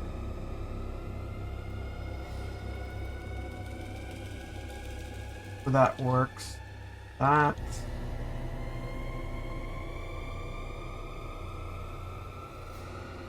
You know, some games they have to be really accurate. I mean, just playing 7 Days to Die, they went ahead and changed a lot of their collisions, which I really appreciate that they did that. But now, if a zombie does damage to a door, there's just this little tiny hole now in the door. You can now shoot through that hole and kill the zombie behind the door. I think that's just, at least for this scene, we don't need that. Maybe in the apocalyptic environment, or maybe some of the levels where we do have shooting, maybe we're going to want to be more accurate. But in this bunker, we're not going to have any shooting. We're not going to have any.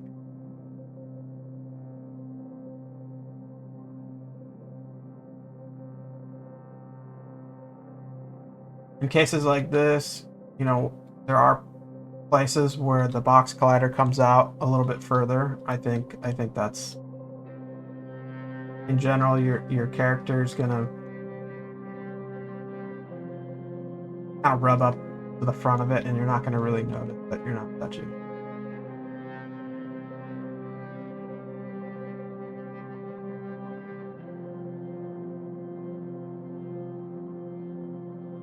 Yeah, exactly. What's up, gold? Yeah, exactly. If we wanted to be more accurate in one of our apocalyptic levels, then we can say, hey, this particular instance for this particular level, I want to have accurate colliders,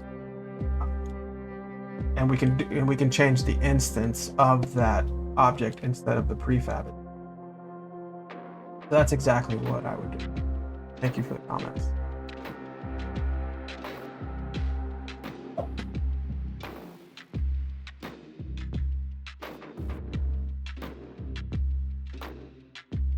Now you can see on this particular one, we have not only the fridge, but we have the fridge doors itself.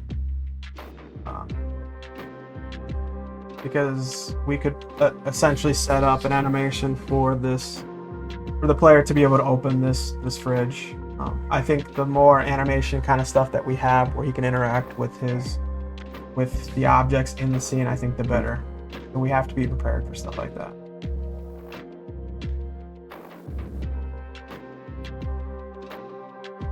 I will say we probably don't need it to stick out quite that far. I'm not worried about the handles themselves being...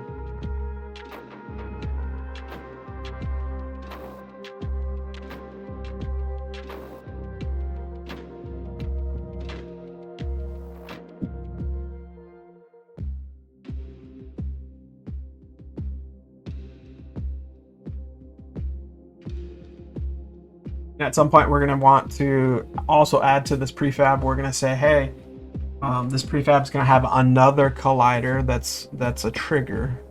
And that means as soon as you walk into that trigger, something's going to happen. For example, we may have some kind of pop-up that says, hey, do you want to open the fridge?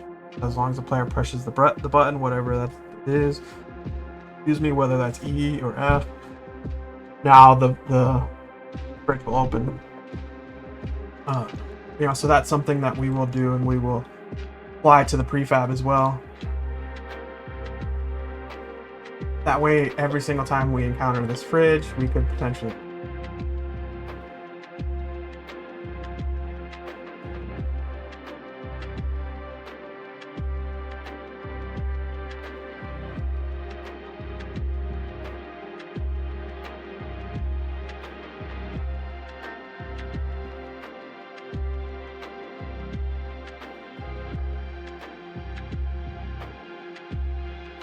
Yeah, look, I mean, we did all this stuff, so like I said, this is all pretty tedious,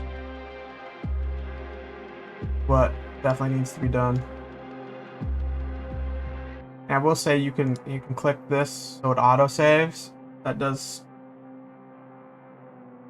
make it just a little bit easier here, maybe a little quicker.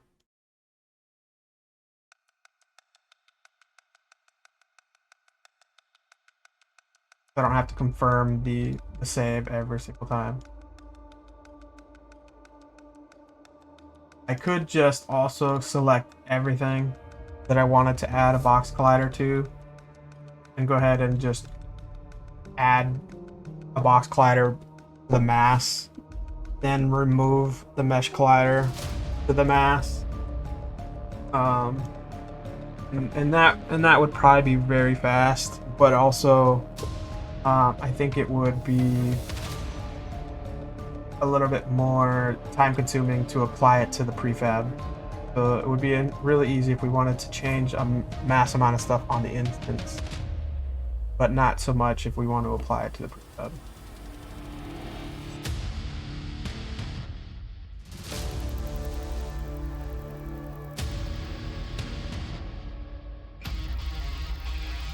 Now, I don't think we need to add anything to these books.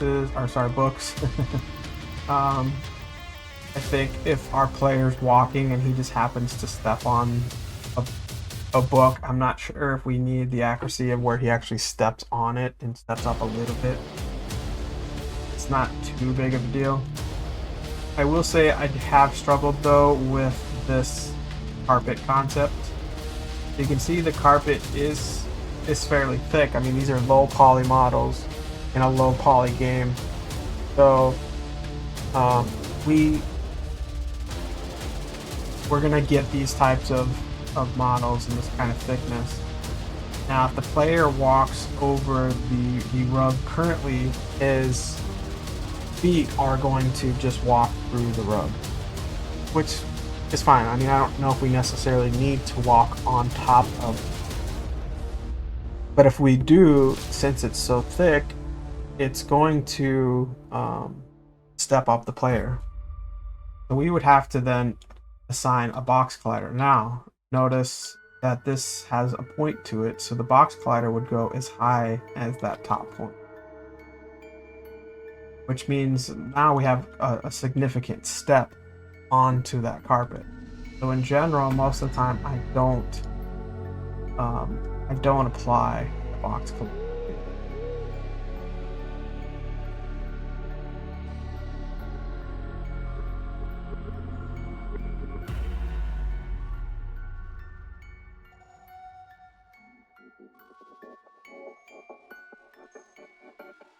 I'm just kind of glancing at some of these other prefabs here. You'd be shocked how many of these just have mesh colliders that don't even.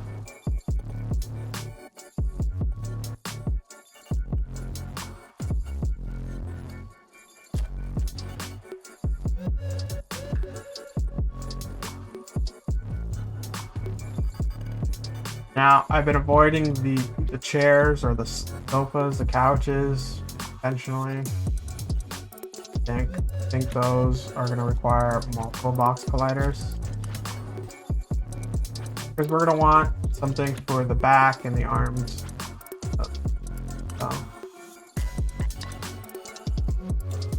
And the seat. So the way I like to do this is a little bit different. What I'll do is I'll add a cube here, and then I'll adjust the cube. Let's say this particular one is going to be for the back couch. I'm going to adjust it as fairly as accurate as I can.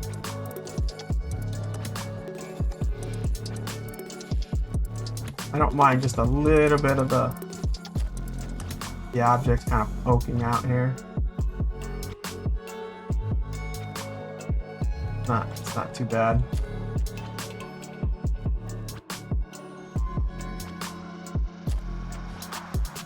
So something like that. I'll change this name. Something like collision cube.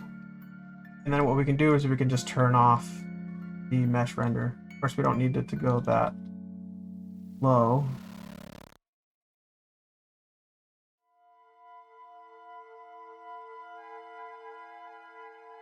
That should be fine.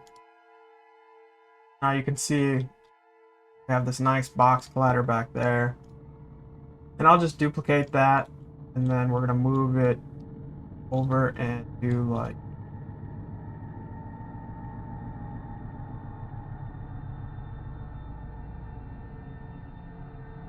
and I really like using the mesh render because I think it just helps be a little bit more accurate.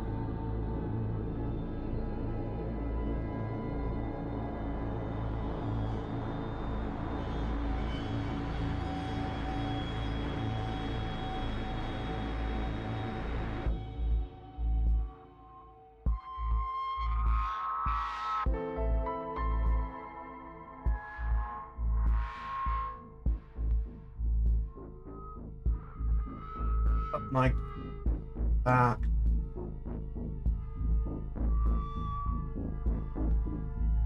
Good work. Duplicate that, move it over to this other side.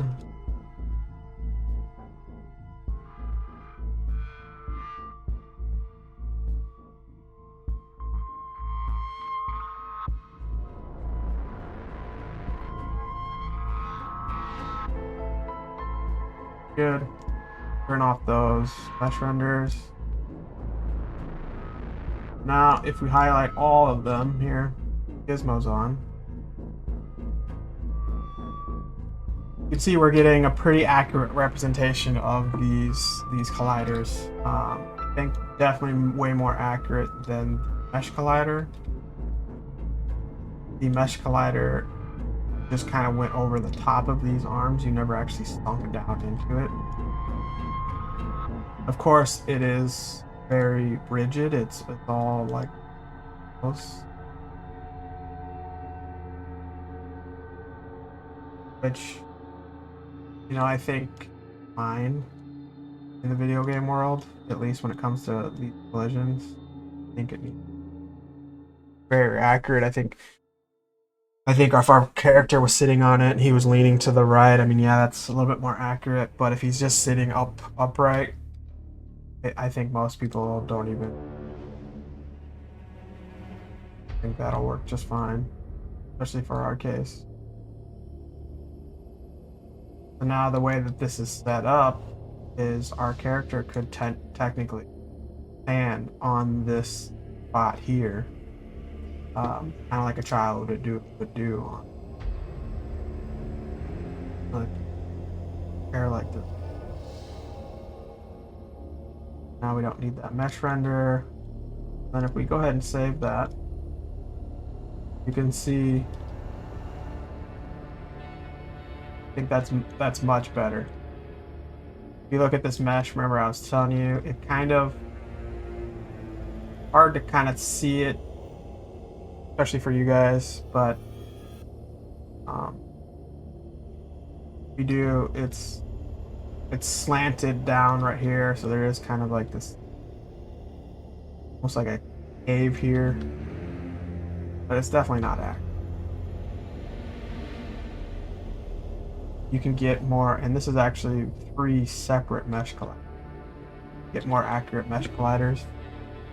Asset store, they are fairly expensive and also require a lot more computing. So we're gonna do exactly what we did to that chair over there. We're just gonna create a bunch of box colors.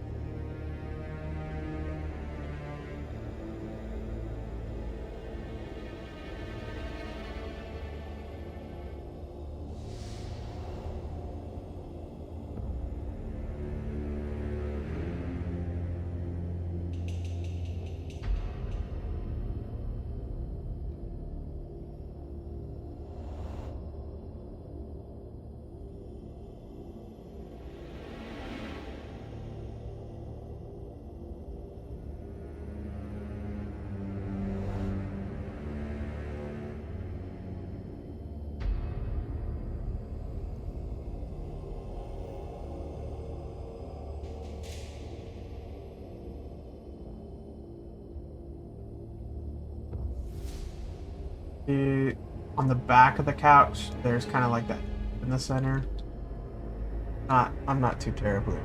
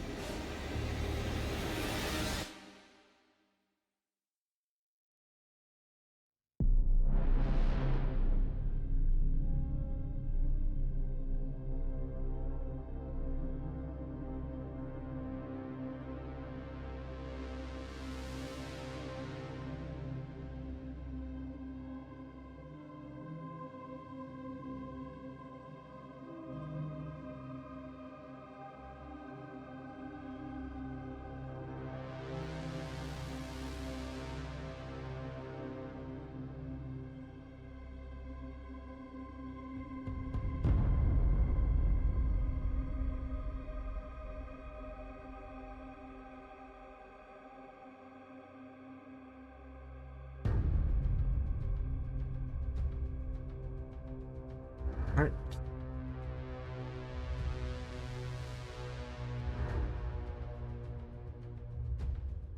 You can see also that kind of slanted. Now you can actually, because we're doing it this way and creating this collision cube, we can actually adjust the rotation if we wanted to. I don't think it's terribly important what we're doing right now, but there might be circumstances where we're dealing with a lid or something that's slanted, and so doing it this way gives us that flexibility. If we were to just adjust the box collider itself, you can notice there is X, Y, Z parameters, but there's nothing for rotation. And so that's why I do it this way.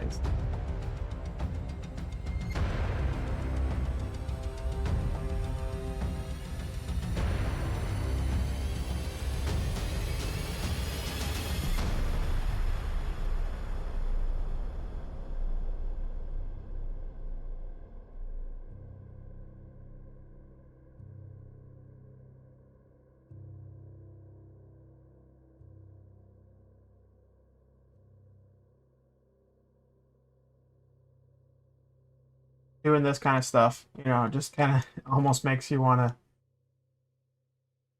stick to 2D games.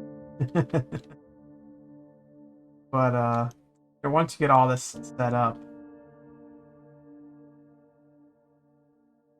yeah, it's not too bad. I definitely prefer playing 3D games. There's a lot of 2D games out there that I love, but as far as creating games, I've always been more passionate about 3D games, survival games, post-survival games. I love apocalyptic games, obviously. Pretty much anything with zombies in both.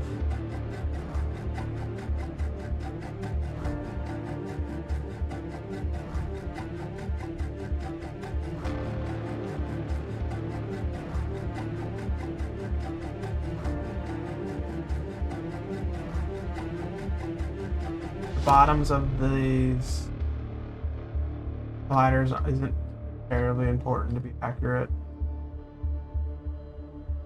Unless you're gonna spin this couch upside down or whatnot. But if you're gonna set it up right in our particular scene, whatnot.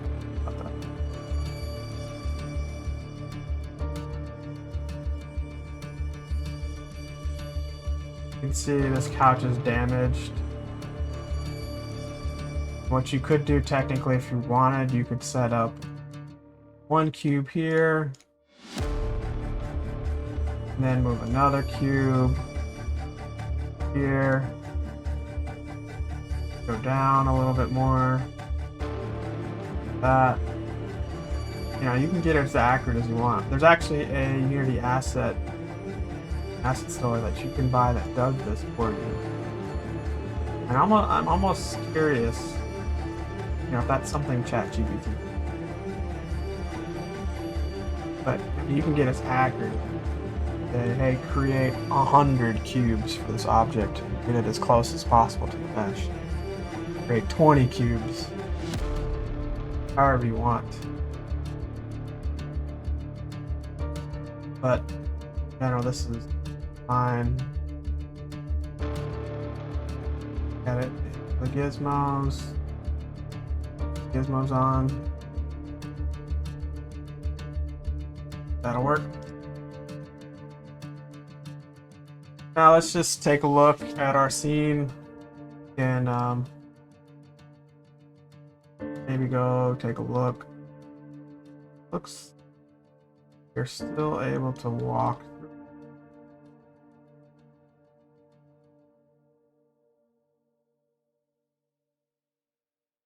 Take a look here a little bit. See why that is.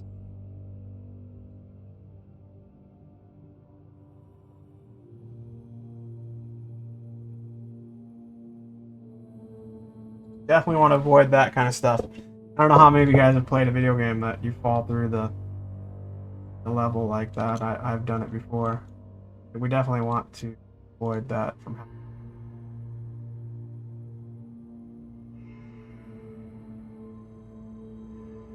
And I know the problem, since these are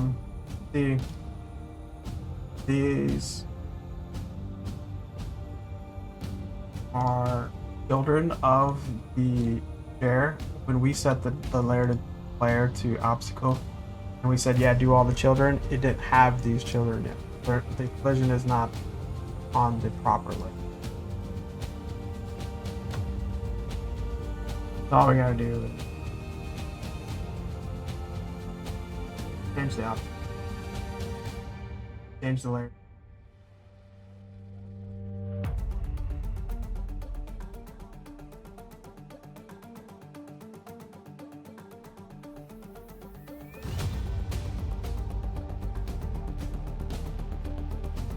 Maybe we didn't need to do that in the prefab itself, but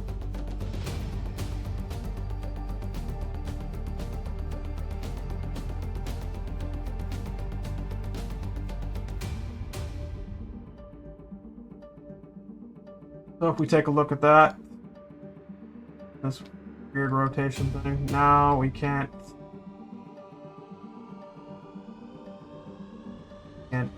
Get into it. You jump. You can now walk. Kind of on top of it. That we're not too accurate.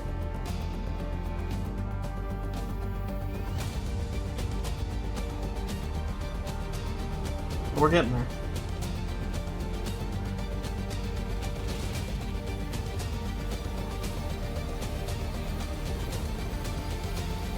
Alright, so I think I'm gonna end the stream here today. We're at about 2.5 hours. So we definitely, I think we're making good progress. We at least have somewhat of a moving character and camera. I think we will need to fine tune those still.